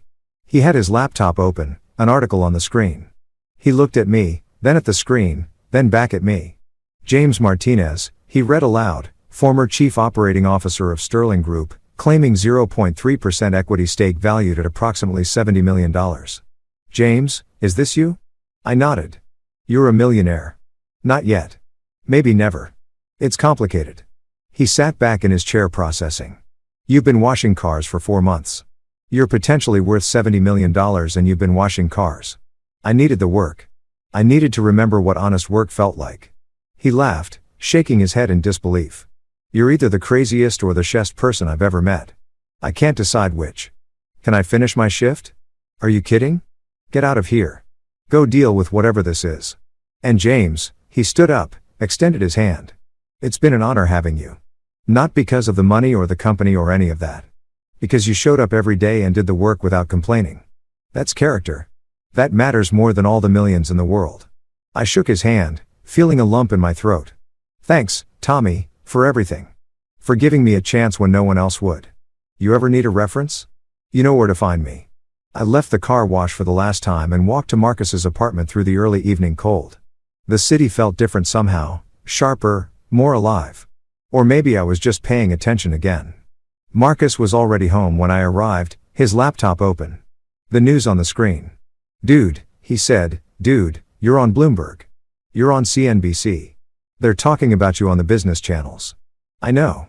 $70 million, James. $70 million. I know. And you didn't tell me. We've been eating ramen for months and you potentially own $70 million. I didn't own anything until today. Until this morning, it was just a maybe, a hope. Now it's real. He closed his laptop, looked at me seriously. What happens now? I don't know. Patricia says Sterling has 30 days to respond to the SEC. They'll probably try to fight it. Claim the shares are invalid somehow. Drag it out. But you'll win. She thinks so. The law is pretty clear. Then you're rich. You're actually going to be rich. I sat down on the couch, my couch, the one that had been my home through the worst months of my life, and tried to process what that meant. You know what's weird? I said, I thought getting here would feel different. I thought I'd feel victorious or powerful or something, but I just feel tired. That's because you're not done yet, Marcus said. This is just round one. They're going to come at you with everything now, and you've got to be ready. He was right. My phone kept buzzing. Texts from Patricia, emails from reporters, voicemails from lawyers and investors, and people I'd never heard of. The quiet life I'd built was over. Whatever came next would be public, messy, complicated. But for the first time in months, I wasn't afraid of complicated. I was ready for it. At midnight, one last text came through from Sarah. You won. I hope it was worth it. I stared at the message for a long time before responding. I didn't win anything yet. I just stopped losing. She didn't reply. I lay down on the couch and stared at the ceiling and thought about everything that had led to this moment. The dinner that destroyed me. The car wash that rebuilt me. The lawyer who believed me. The client who remembered me. The numbers that proved I'd never been nothing. Tomorrow the real fight would begin. Richard Chen would mobilize his entire empire against me. The lawyers would file motions. The media would dig into my past. The machine I'd helped build would try to crush me. But tonight, I let myself feel something I hadn't felt in a very long time. Hope. Not hope that I'd win. Not hope that I'd get rich. Not even hope that I'd get the recognition I deserved. Just hope that I'd proven, at least to myself, that Linda Chen was wrong. I was never the weak one. I was the one who survived. The reporters found Marcus's apartment building by Tuesday morning. I woke up to the sound of someone buzzing the intercom, insistent and repetitive. When I looked out the window, there were 3 news vans parked on the street, cameras pointed at the entrance like weapons. "You're famous," Marcus said, peering over at my shoulder. Or infamous. I can't tell which. Patricia called at 7 a.m. Don't talk to anyone. Don't answer the door. Don't post anything on social media. Sterling's PR machine is already spinning this, and we need to control the narrative. What are they saying? That you're a disgruntled ex-employee trying to extort money from a family business, that the equity stake was a clerical error you're exploiting, that you signed documents years ago waiving your ownership rights but conveniently lost them. They're painting you as opportunistic and vindictive. None of that is true. I know. But they don't need truth. They need reasonable doubt. By the time we prove them wrong, the damage to your reputation will be done. That's the strategy. Make you toxic so that even if you win legally, you lose practically. So what do? We file our response. We let the facts speak. And we wait for them to make a mistake. They will. Desperation breeds errors.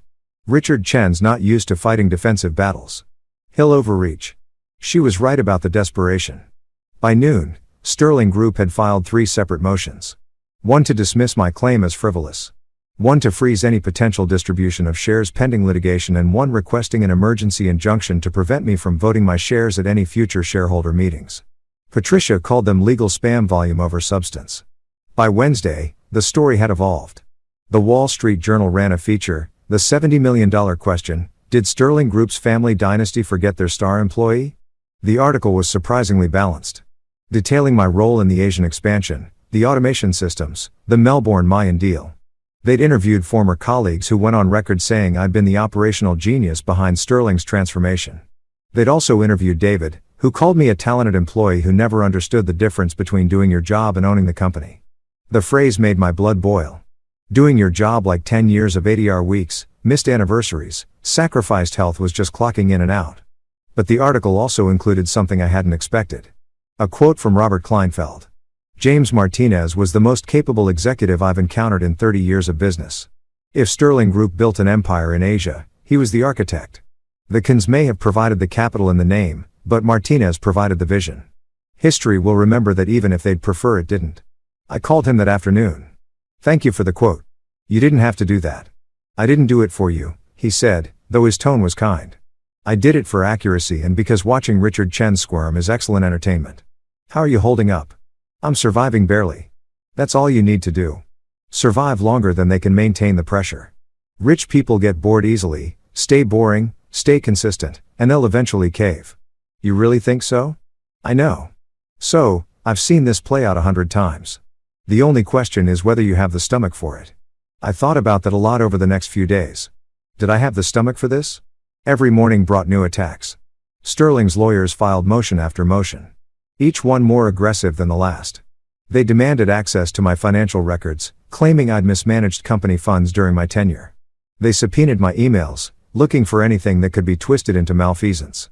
They even reached out to the car wash asking questions about my mental state and whether I'd exhibited unstable behavior. Tommy called to warn me. "Some fancy lawyer came by asking about you. I told him you were the best employee I ever had and he could shove his questions. But James, what the hell is going on? They're trying to make you sound crazy. They're trying to discredit me, make me seem like I'm having a breakdown so my claim looks less legitimate. That's disgusting. That's business. At least the version of it." The media attention intensified. Business Insider ran a profile from COO to car wash. The spectacular fall of James Martinez. The article recounted my dismissal, my subsequent unemployment, my work at Tommy's car wash. They made it sound romantic, like I'd chosen this path deliberately, some kind of philosophical journey into humility. The reality, sleeping on a couch, skipping meals to save money, The crushing weight of professional annihilation didn't make it into the narrative. But the article did something unexpected. It humanized me. Suddenly, I wasn't just a legal case or a business dispute. I was a person, someone who'd fallen and gotten back up. Someone who'd worked with his hands when his brain wasn't wanted anymore. The public response surprised everyone. Social media exploded with hashtags. Had justice for James Sterling. Group exposed #carwashgo. People shared stories of being dismissed by family businesses, of building things for others only to be discarded. My story became their story. Patricia called Thursday afternoon. "You're trending." Like actually trending. Twitter, LinkedIn, even TikTok. There are memes. Good memes. "You've become a folk hero." "I don't want to be a folk hero. I just want what's mine." "Well, you're both now and it's working in our favor." Sterling's PR team is scrambling. They didn't anticipate public sentiment turning against them. Rich families screwing over loyal employee plays very differently in 2025 than it would have 20 years ago. Does public opinion matter legally? Not directly, but it matters to investors. It matters to the SEC, who's now under public pressure to investigate thoroughly. It matters to Sterling's board, who's fielding as uncomfortable questions about corporate governance. Public opinion is leverage, James, and right now we have it. Friday brought the turning point. I was at a coffee shop in the village, hiding from the reporter still camped outside Marcus Building, when my phone rang. Unknown number. I almost didn't answer, but something made me pick up. James Martinez. A woman's voice, professional, but warm. "Yes. My name is Helen Reeves. I'm the CFO of Meridian Holdings. We're a private equity firm focused on logistics and supply chain investments. I've been following your situation with great interest." "Okay," I said cautiously. "I'll get to the point. We've been looking at Sterling Group for 2 years, considering a potential investment or acquisition. Your case has revealed some very interesting information about the company's operational structure and leadership. Information that suggests the business you built might be separable from the family that owns it. I'm not sure I follow. What if you didn't have to fight Sterling for your shares? What if there was another option? We'd like to meet with you, discuss a potential opportunity. No obligations, just a conversation." I told Patricia about the call that evening. She was silent for a long moment. "This is either brilliant or dangerous," she said finally. "Maybe both." "What did you tell her?" "That I'd think about it." "Smart. Here is what's happening. Meridian smells blood in the water. They're thinking that if Sterling's internal structure is fractured enough, if the family's fighting publicly with a shareholder, there might be an opportunity to acquire the company at a discount or to poach key assets. Your involvement makes you valuable to them and them. So, they want to use me. They want to work with you. There's a difference. James, what if you didn't have to fight Richard for scraps? What if you could actually build something new through your expertise, your reputation, your sudden public platform to create something that's entirely yours?" The idea took root immediately, not fighting for what I built at Sterling, but building something new, something better, something that proved I'd never needed them at all. "Set up the meeting," I said. The meeting happened Monday at Meridian's offices. Glass and steel on Park Avenue. The kind of place where decisions worth billions happened over coffee that cost more than most people's lunches. Helen Reeves was 50-ish, sharp-eyed, with the kind of presence that made you sit up straighter without realizing it. "Mr. Martinez," she said, shaking my hand. "Thank you for coming. I'll dispense with the pleasantries. We've been watching Sterling Group's growth trajectory with increasing concern. They've expanded rapidly, but the infrastructure is shaky. The automation systems, your systems are brilliant, but they're not being properly maintained. The Asian partnerships you built are fraying because no one there understands the relationships like you did. The Melbourne deal is already showing stress fractures." "David doesn't know what he's doing," I said. "Correct. He's a placeholder wearing your shoes and everyone knows it. The company is worth $20 billion on paper, but without the operational genius that built it, that valuation is fantasy. Which brings me to our proposal." She slid a folder across the table. "We want to build a competitor, a logistics and supply chain company that does everything Sterling does, but better. More ethical partnerships, more innovative automation, better treatment of employees. We provide the capital, a $200 million Series A to start. You provide the expertise, the leadership in your name, which is currently worth more than you realize." I stared at the folder without opening it. "You want me to compete directly with Sterling? We want you to build what Sterling should have been, what it would have been if it weren't hobbled by family politics and ego. James, you're in a unique position. You have public sympathy, industry respect, and a legitimate grievance. You also have something Sterling can never buy. Moral authority. People want to see you succeed now. They want to see the underdog win. That's worth more than marketing, more than brand recognition. That's cultural capital. And your stake, 60% initial equity, decreasing to 40% over 5 years as you hit performance milestones. You'd be CEO, full operational control, board seat guaranteed. We're investors, not operators. We back people who know what they're doing and stay out of their way. I opened the folder. The terms were generous, absurdly generous, more than fair. Why me? I asked. You could hire any consultant, any operations expert. Why build a company around someone who's currently being sued by their former employer? Helen smiled. Because you're not just someone, you're a story. You're proof that talent matters more than pedigree. That hard work matters more than birthright. In an age where people are exhausted by dynasty and nepotism, you're something rare. Someone who earned everything and got screwed for it. That's not just good business, Mr. Martinez. That's justice. And justice sells. I thought about it. Really thought about it. This wasn't about fighting Sterling anymore. This was about proving I could build something better without them. About taking everything they tried to destroy and using it to create something they could never compete with. What about my Sterling shares? I asked. I'm still fighting for those. Keep fighting. Win if you can. We don't care about your past compensation. We care about your future value. Though I'll admit, watching Richard Chen's face when his former employee becomes his biggest competitor would be satisfying for everyone involved. Patricia had been quiet throughout the meeting. Now she spoke up. What's the timeline? We'd like to move fast. Formal term sheet by end of week. Initial funding within 30 days. Operations launch within 90. Sterling's IPO is scheduled for March. We'd like to be operational by February. Generating press about the ethical alternative to Sterling Group. Make investors think twice about where they put their money. That's aggressive. Patricia said that's necessary. Window of opportunity is small. Right now, James is sympathetic. 6 months from now, he's old news. We need to move while the narrative is fresh. I looked at Patricia. She gave me a small nod. The lawyer equivalent of this is legitimate. I need time to think, I said. Of course, you have until Friday. After that, we pursue other options. Helen stood, extended her hand again. James, I've built 6 companies from scratch. I know talent when I see it. You're the real deal. Sterling Group's loss is someone's enormous gain. I'd like it to be ours. We left the meeting and walked 3 blocks before either of us spoke. She's not wrong, Patricia said finally, about any of it. This could be huge or it could blow up spectacularly. Life's binary like that sometimes, safe or spectacular. Rarely both. What do you think I should do? She stopped walking, looked at me directly. I think you should ask yourself what you're actually fighting for. If it's recognition from the Kins, you'll never get it. They'll die before they admit you were valuable. But if it's proof to yourself, proof to the world that you were never nothing. This does that. This does that louder than any shareholder statement or IPO filing ever could. That night, I couldn't sleep. I lay on Marcus's couch, though he'd started calling it the $70 million couch, which made us both laugh, and thought about everything. 2 paths. Fight Sterling for what was mine. Drag it through courts and media and years of exhausting battle, or build something new, something better, something entirely mine from the beginning. My phone buzzed, text from Sarah. We need to talk.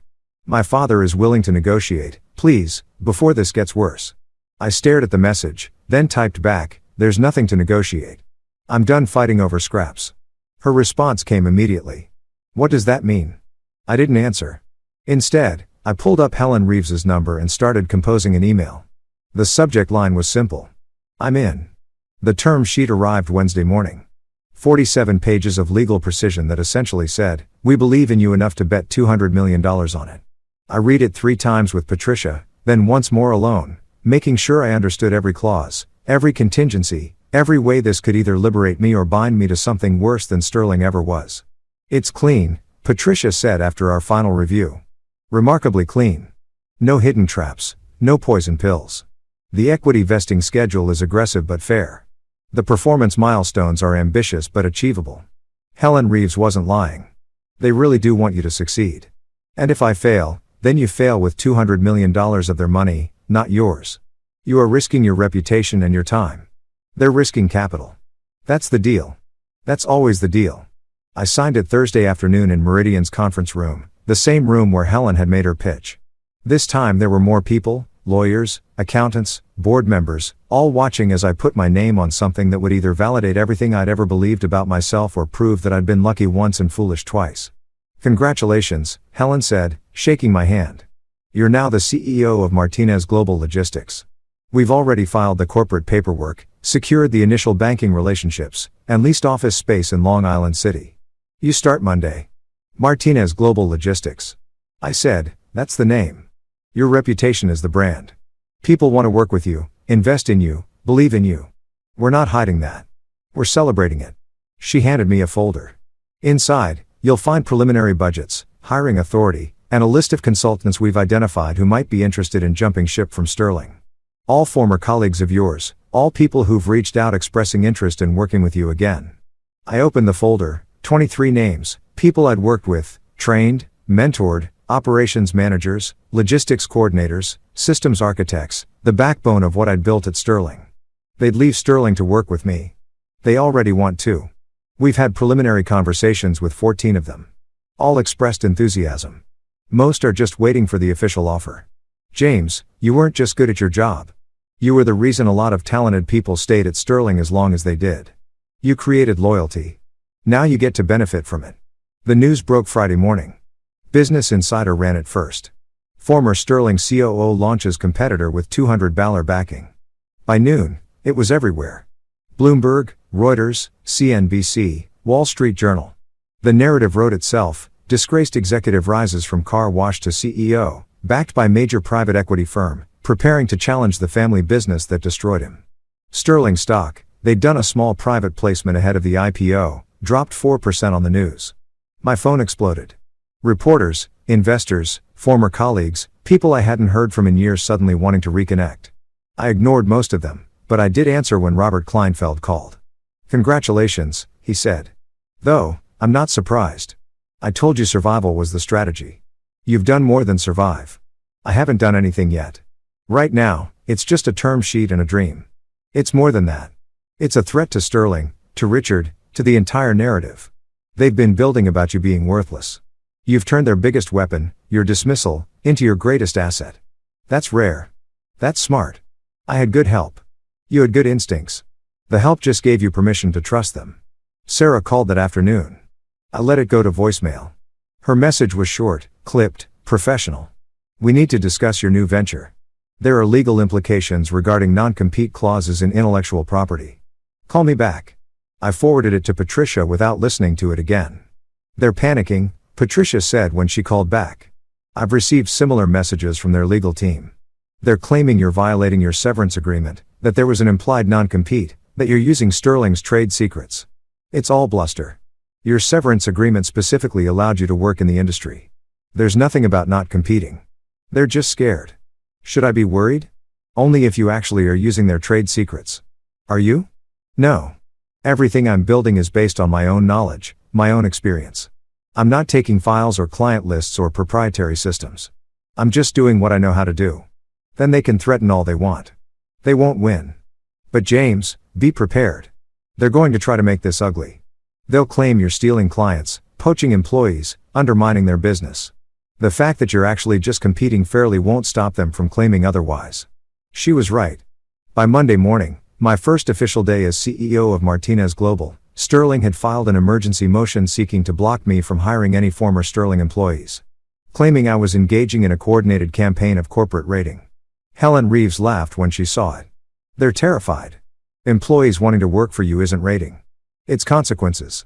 Maybe if they treated people better, they wouldn't be fleeing at the first opportunity." We held our first company meeting that afternoon in temporary office space. Just 12 people, the core team Helen and I had assembled.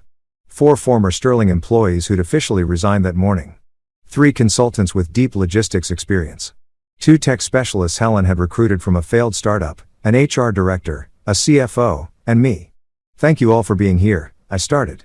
My voice sounded strange to my own ears, authoritative but uncertain, like I was trying on a suit that didn't quite fit yet. Most of you know my story. Some of you lived parts of it with me at Sterling. All of you are here because you believe in what we're trying to build. Not just another logistics company, but a better one. One that treats employees like assets, not expenses. One that builds partnerships, not dependencies. One that proves success doesn't require cruelty. I looked around the room, 12 faces, all of them trusting me with their careers, their futures, their belief that I was worth the risk. I can't promise this will be easy. Sterling is going to come after us. They have more money, more connections, more brand recognition. But we have something they don't. We're right. Not morally right, though I believe we are right, strategically right, operationally right about how this industry is evolving, and if we execute well, if we stay focused and stay ethical, we won't just compete with Sterling, we'll make them irrelevant. The speech was met with applause, genuine enthusiastic applause that made something tight in my chest loosen slightly afterward. Marcus Chen, no relation to the otherkins, he liked to joke. One of the former Sterling operations managers pulled me aside. I need you to know something. And he said, when David took over your role, he called a meeting, told everyone that you'd been let go because you weren't family material, that you'd never really understood the business, that you'd gotten lucky with a few deals but didn't have real vision. Half the room knew it was, the other half wanted to believe it. Because believing otherwise meant admitting they work for people who destroy talent out of spite. Why are you telling me this? Because you need to understand what you're up against. It's not just Richard and David. It's everyone at Sterling who's invested in the lie that you didn't matter. If you succeed, if this company thrives, it proves they've been propping up mediocrity and calling it excellence. They can't afford for you to win. It would shatter their entire self-concept. Good. Hashiman said, let it shatter. The first month was chaos. Beautiful, exhausting chaos. We worked 18-hour days building systems, establishing protocols, reaching out to potential clients. I was doing everything: operations, strategy, sales, even some IT troubleshooting. When our systems crashed at 2 o'clock in the morning, it was exactly like the early days at Sterling, except this time I owned it. This time, my name was on the door. We landed our first client in week 3, a mid-size manufacturing company that had been using Sterling for distribution. They'd heard about Martinez Global, reached out directly, said they wanted to work with the guy who actually built Sterling's Asian network, not the kid who inherited it. The contract was small, $2.3 million annually, but it was proof of concept. We could compete. We could win. Sterling's response was immediate and vicious. They called our new client, offered them a 50% discount to stay.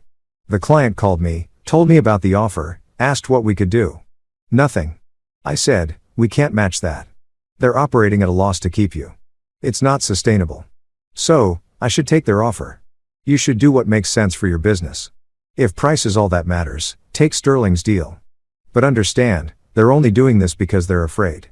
Once we're gone, once the threat is eliminated, that discount disappears. You'll be right back where you started. Except now you'll know they see you as a pawn, not a partner. The client thought about it for 2 days, then called back. We're staying with you, not because of price, because we trust you. That's worth more than 50%. We celebrated that night, the whole team. Pizza and beer in our barely furnished office. All of us knowing we'd won something bigger than a contract. We'd won respect. But Sterling wasn't done. They filed another lawsuit in week 5, claiming we'd stolen their client list. We hadn't. The client had come to us, but the accusation itself was damaged enough. 2 other prospects who'd been considering us suddenly went quiet. This is the strategy, Patricia explained. Death by 1,000 lawsuits. They don't need to win. They just need to make working with you seem risky, complicated, litigious. They're trying to poison your reputation with enough legal smoke that potential clients can't see the fire isn't real. How do we fight it? We win one decisively. We take one of their lawsuits to court and we embarrass them publicly. Make an example. Show everyone else that their threats are empty. We picked the client stealing claim. It was the most obviously false, the easiest to disprove. Patricia filed a motion to dismiss with prejudice, arguing the claim was frivolous and possibly sanctionable. The hearing was scheduled for mid-December, 2 months after I'd signed with Men, 3 months after the SEC filing that had started everything. I walked into that courtroom wearing the same J.C. Penney suit I'd worn to my last day at Sterling, now properly fitted because I could afford a tailor. Richard was there sitting in the front row with David and a phalanx of lawyers. Sarah wasn't. I didn't know if that meant something or nothing. The judge was a woman in her 60s named Margaret Brennan, known for not tolerating nonsense. She listened to Sterling's lawyer argue that we'd engaged in systematic targeting of Sterling Group clients using proprietary information obtained during Mr. Martinez's employment. Then Patricia stood up. Your Honor, this claim is not just without merit, it's demonstrably false. The client in question, Dilmare Manufacturing, initiated contact with Martinez Global Logistics. We have emails, phone records, and sworn testimony from their CEO. Sterling Group is attempting to use this court to prevent legitimate business competition. They're embarrassed that a former employee is succeeding without them. So, they're trying to criminalize success. It's petty. It's baseless, and it's wasting this court's time. She submitted documentation, phone logs, emails, a letter from Dilmare's CEO explicitly stating they'd sought us out, that no one from Martinez Global had ever contacted them first. Judge Brennan read everything in silence. Then she looked at Sterling's lawyers. Do you have any evidence at all, that Mr. Martinez or his company initiated this relationship? Sterling's lead counsel hesitated. We believe there must have been preliminary contact. That isn't documented. Belief isn't evidence, counselor. This is a court of law, not a court of imagination. Do you have evidence? We believe further discovery would reveal. That's a no. Judge Brennan closed the file. Motion to dismiss granted. Furthermore, I'm awarding attorney's fees to the defendants. Sterling Group, you've attempted to use litigation as a competitive weapon. That's not what our legal system is for. Consider this a warning. File another frivolous suit against Martinez Global and I'll consider sanctions. The gavel came down like a thunderclap. We'd won. Richard stood up and walked out without looking at me. David followed, his face red with fury. Their lawyers gathered their materials in embarrassed silence. Patricia turned to me, grinning. And that's how you slay a dragon. The news spread fast. That night, Business Insider ran it. Judge slammed Sterling Group for frivolous lawsuit against former executive. The article was brutal, detailing how Sterling had tried and failed to use legal intimidation, how the judge had awarded us fees, how we'd proven our legitimacy. My phone started ringing immediately. 3 new client inquiries, 2 former Sterling employees asking about positions, a reporter from Forbes requesting an interview for a feature on ethical business alternatives. We'd been in business for 2 months, and we were already becoming something real. That night, I went back to Marcus's apartment, still my home. Though I could afford my own place now. I just hadn't had time to move. Marcus was waiting with champagne. You won, he said, popping the bottle. You actually won. One battle, not the war. Yeah, but James, it's still a win. After everything they did to you, after all the ways they tried to destroy you, you stood in a courtroom and a judge told them they were wrong. That's not nothing. That's everything. I took the champagne glass, let myself feel the moment. He was right. It was everything. My phone buzzed. Text from an unknown number. This is Linda Chen. We need to talk. Please call me. I stared at the message for a long time. The woman who'd called me weak, who'd sneered at me washing cars, who'd made it clear I'd never be family. Now she wanted to talk. I showed Marcus. He whistled low. What are you going to do? I thought about everything that had happened, everything that had changed. About the boy who'd wanted so desperately to belong to their family and the man who had realized he didn't need to. I deleted the message without responding. I'm going to keep building, I said. That's what I'm going to do. 6 months after I'd signed those first papers with Patricia Wong, Martinez Global Logistics had grown from 12 people in temporary office space to 87 employees across 3 locations. We'd landed 19 major clients, 8 of them former Sterling accounts who'd switched because they trusted me more than they trusted David's fumbling attempts to replicate what I'd built. Our revenue projections for year 1 had been conservative. Helen Reeves had estimated $40 million. We were on track to hit $73 million. Sterling's IPO scheduled for March had been delayed twice. First to May, then to July. Investor confidence was shaky. The lawsuits they'd filed against me, all dismissed or withdrawn, had raised questions about management stability. David's operational failures were becoming impossible to hide. Their Q1 earnings released in April showed declining margins in Asia and problems with the Melbourne contract I'd negotiated years ago. Turns out relationships matter. Turns out you can't just inherit expertise. The business press was having a field day. Forbes ran a cover story in May. The Revenge of James Martinez. How a fired executive built a better company. The article detailed everything. The dinner that destroyed me. The car wash that humbled me. The lawyer who armed me, the company that validated me. It painted Richard Chen as a cautionary tale about hubris and family politics. It painted me as proof that talent finds a way. But the real turning point came in June. Patricia called me on a Tuesday morning, her voice carrying something I'd rarely heard from her. Excitement. Remember how Sterling's been fighting to keep your original equity stake tied up in litigation? She said, claiming it was invalid, that you'd waived it, that there were verbal agreements nullifying it. Hard to forget, they filed 18 motions. 19. But I've got news. The judge just ruled final ruling. No more ice peels. Your equity stake is valid. All of it. 3% of Sterling Group belongs to you. Free and clear. They have to add you to the shareholder register immediately. I sat down. The office around me, my office in a building with my name on it, seemed to tilt slightly. How much? I asked. Based on their most recent valuation, which was filed with the SEC last month, $72.4 million. And James, it gets better. Because of the delays they caused, because of all the litigation they forced, the judge is awarding you damages. Another $6.3 million to cover legal fees and lost opportunity costs. You're a $78.7 million man officially. I couldn't speak. The number was too big, too surreal. A year ago, I'd been washing cars for tips. 6 months ago, I'd been sleeping on Marca's couch eating ramen. Now, there's more. Patricia continued. The judge included language in the ruling, strong language. She said Sterling's attempts to invalidate your equity were bad faith litigation designed to deprive Mr. Martinez of his lawful ownership interest. She essentially called them out for corporate bullying. That language is going to be cited in business law classes for years. You didn't just win, James. You won decisively. You won on the record. You won in a way that will follow them forever. When do I get the money? They have 30 days to execute the transfer. My guess they'll try to negotiate one more time, offer you a settlement to avoid the public spectacle of you officially becoming a shareholder.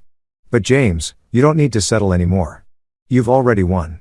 This is just deciding whether you want the money now or the satisfaction of watching them squirm forever. I thought about it. $78 million would change everything. I could expand Martinez Global faster, hire more people, compete more aggressively. I could buy a house, help Marcus, never worry about money again. But being a Sterling Group shareholder, having my name in their prospectus, attending their annual meetings, voting on their decisions, that was something else. That was permanent proof. That was the receipt. I want the shares, I said, not a buyout. The actual shares. I want my name in their prospectus. I want to sit in their annual meeting. I want them to see me every single time they celebrate success that I built. Patricia laughed. I was hoping you'd say that. I'll file the paperwork this afternoon. The news broke within hours.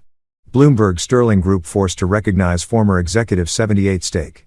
Wall Street Journal judge rules against her against Sterling and shareholder dispute awards damages. CNBC brought me on for an interview. The anchor, a woman named Jennifer Park, who'd made a career of skewering bad executives, smiled like a shark when I sat down.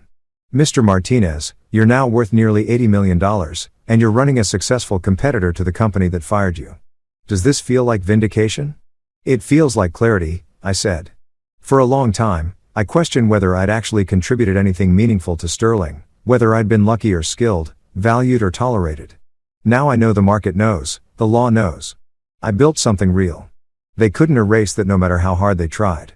Your former father-in-law, Richard Chen, has declined to comment on the ruling, but sources say he's furious. Does that give you satisfaction? I thought about that question carefully. A year ago, the answer would have been yes. Absolutely yes. I'd wanted him to suffer the way he'd made me suffer. Wanted him to feel small and worthless and disposable. But sitting there in a studio being interviewed as a CEO and a vindicated shareholder, I realized something. Richard Chen's feelings didn't matter to me anymore. His fury, his embarrassment, his regret. None of it could touch me. I'd moved beyond needing his validation or enjoying his pain. I hope he learns from it, I said finally. I hope he learns that talent matters more than pedigree. That loyalty should be earned, not demanded. That the people who build your empire deserve to be treated like partners, not servants. If my situation teaches him that, then something good came from something painful. The interview went viral. The clip where I said, I hope he learns from it, was shared millions of times, praised as gracious and devastating in equal measure. People loved it because it wasn't vengeful. It was something harder. It was dignified. 3 days later, I received a letter. Physical letter, expensive stationery delivered by courier.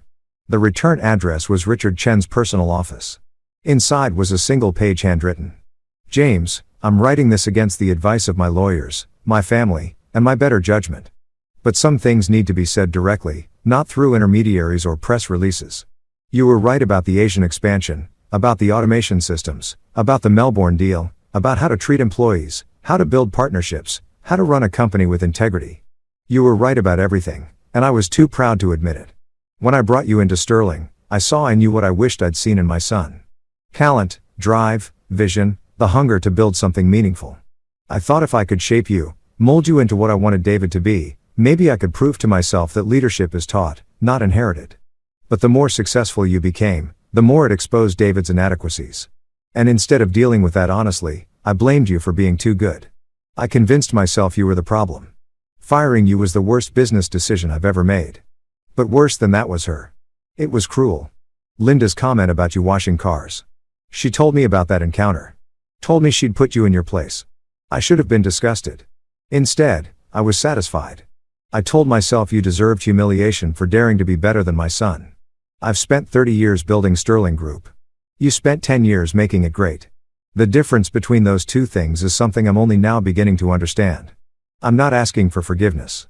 I'm not expecting reconciliation. I'm simply acknowledging what the court has made official. You were never the weak one. You were never the one who didn't belong. You were the best of us and we were too small to see it.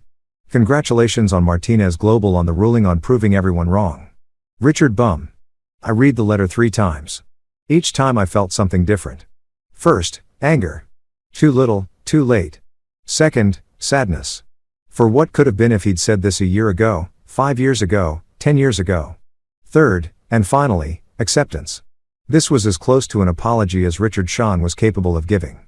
It wasn't enough to undo the damage, but it was something. It was acknowledgement. I showed it to Marcus that evening. He read it, handed it back. What are you going to do with it? Nothing. Keep it. Maybe frame it. Not because I forgive him, but because it's proof. Proof that I was right to believe in myself when no one else did. You going to respond? I thought about it. Thought about writing back saying something gracious or cutting or was. But what was there to say? The letter was his burden to carry, not mine to relieve. No, I said finally. He doesn't need my response. He needs to live with what he did. That's punishment enough. 2 weeks later, Sterling Group's annual shareholder meeting was held at the Waldorf History. I received my invitation, as was my legal right as a registered shareholder, and I debated whether to attend. It would be theatrical, potentially petty, definitely uncomfortable for everyone involved. I went anyway. The ballroom was full of investors, board members, analysts. Richard stood at the podium with David beside him presenting the year's results. The numbers were down.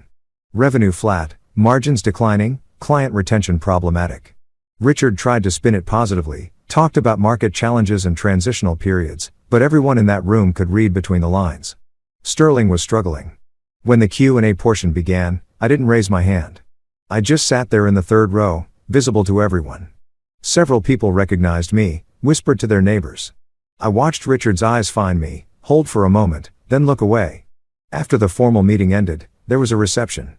I was heading for the exit when a voice stopped me. James. I turned. Sarah. She looked different, thinner, tired, her eyes carrying a weight that hadn't been there before. Hi, I said. Can we talk just for a minute? We found a quiet corner. She held a glass of wine. She wasn't drinking. I read about your company, she said. About the ruling, about everything. You did it. You actually did it. I did what I had to do. I'm proud of you. She said it quietly like a confession. I know I don't have the right to say that anymore. I know I lost that right when I chose my family over you, but I am proud and sorry. So incredibly sorry. I know, I said. I got your father's letter. He wrote you? She looked surprised. He didn't tell me. What did it say? That he was wrong about me. About everything. She nodded slowly, tears forming. He was. We all were. James, I don't expect forgiveness. I don't expect anything. I just wanted you to know that I've regretted it every single day. The firing, the divorce, all of it. You were the best thing in my life, and I destroyed it because I was too weak to stand up to my family. Your mother called you the weak one, I said. Not me. She was talking about herself. Sarah laughed through her tears. Maybe, probably. God, we're a mess, aren't we? The Chen family empire built on pride and cruelty and fear. You could leave. I said, you don't have to stay. And do what? I've been Sterling Group my entire life. I don't know how to be anything else. I didn't know how to wash cars. You learn. She smiled sadly. Maybe I'm not as brave as you. You could be if you wanted to. She looked at me for a long moment. Are you happy with your company, your life, all of it? I thought about Martinez Global, about the team I'd built, the clients who trusted me, the future I was creating brick by brick, about the couch I'd slept on and the cars I'd washed in the long climb back from nothing, about Patricia and Helen and Robert Kleinfeld and everyone who'd believed in me when I'd stopped believing in myself. Yes, I said I am. Good. You deserve that. You always did. She started to walk away, then turned back. For what it's worth, I think you were always going to be successful with or without us. We didn't make you, James. We just got to watch for a little while, and we should have been grateful for that. I watched her walk away, disappear into the crowd of Sterling shareholders and executives and the machinery of a company that was slowly realizing it had lost its engine. I left the Waldorf and walked through Manhattan in the summer evening. The city alive and indifferent around me. I pulled out my phone and scrolled through messages. One from Patricia. Meridian wants to discuss Series B funding. They're thinking $500 million. Updawn call me. One from Marcus Chen at Martinez Global. Australian distributor wants to meet, could be huge. One from Tommy at the car wash. Saw you on CNBC. Still the best employee I ever had. Proud of you, kid. And one from Marcus. My Marcus. My best friend who'd given me his couch when I had nothing. Dinner tonight. My treat. You're buying next time, though. You're rich now, I smiled and typed back, deal, but we're still splitting it. Some things don't change. I walked to the East River, the same place I'd walked to at 4 a.m. 6 months ago when I couldn't sleep.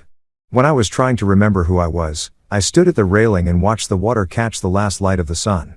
And I thought about everything that had happened. Everything I'd lost, everything I'd gained, everything I'd learned. You were always the weak one. Linda Chen's words meant to destroy me had become the fuel. Every time I'd wanted to give up, every time I'd thought, maybe they were right. Maybe I was nothing without them. I'd heard those words and pushed harder. Turns out the weak ones are the people who need cruelty to feel strong. The weak ones are the people who can't win without cheating. The weak ones are the people who destroy talent because they're threatened by it. I was never the weak one. I pulled out the velvet box I'd carried in my pocket for months, the anniversary gift I'd bought for Sarah. The necklace with our intertwined initials. I'd kept it as a reminder of what I'd lost. But standing there watching the sun set over the city that had broken me and rebuilt me, I realized I didn't need reminders anymore. I opened the box, looked at the necklace one last time, and dropped it into the river. It made the smallest splash, barely a ripple, and then it was gone. Some things you carry, some things you let go, some things you build, some things you leave behind. I turned away from the water and headed home, not to Marcus' couch anymore, but to the apartment I'd finally rented in Brooklyn, the one with the view and the space and the quiet I'd earned, and I felt lighter than I had in years. 10 years ago, Richard Chen had offered me a chance to build something meaningful. He'd promised me family, belonging, a place where my talent mattered. He'd lied. Or maybe he'd just been wrong. But in the wreckage of that lie, I'd found something better. I'd found proof. Not proof that they were wrong, though they were. Proof that I was right about myself, about what I could build. About who I'd always been underneath the titles and the validation and the desperate need to belong. I was James Martinez. I'd built an empire once for someone else. Now I was building one for myself, and this time nobody could take it away. James Martinez went on to grow Martinez Global Logistics into a billion-dollar company within 5 years. Sterling Group's IPO eventually happened, underperforming expectations. Richard Chen retired 2 years later. David stepped down as COO 6 months after that, citing personal reasons. Sarah Chen left the family business and started a non-profit focused on workers' rights. James never remarried, but he dated occasionally and found contentment in the work itself. Building something fair, something honest, something that proved excellence doesn't require cruelty. The velvet box with the necklace rests somewhere at the bottom of the East River. The story of what happened to James Martinez is still taught in business schools as a case study in resilience, corporate governance, and the difference between building a company and inheriting one. But James doesn't think about legacy much anymore. He's too busy building the future.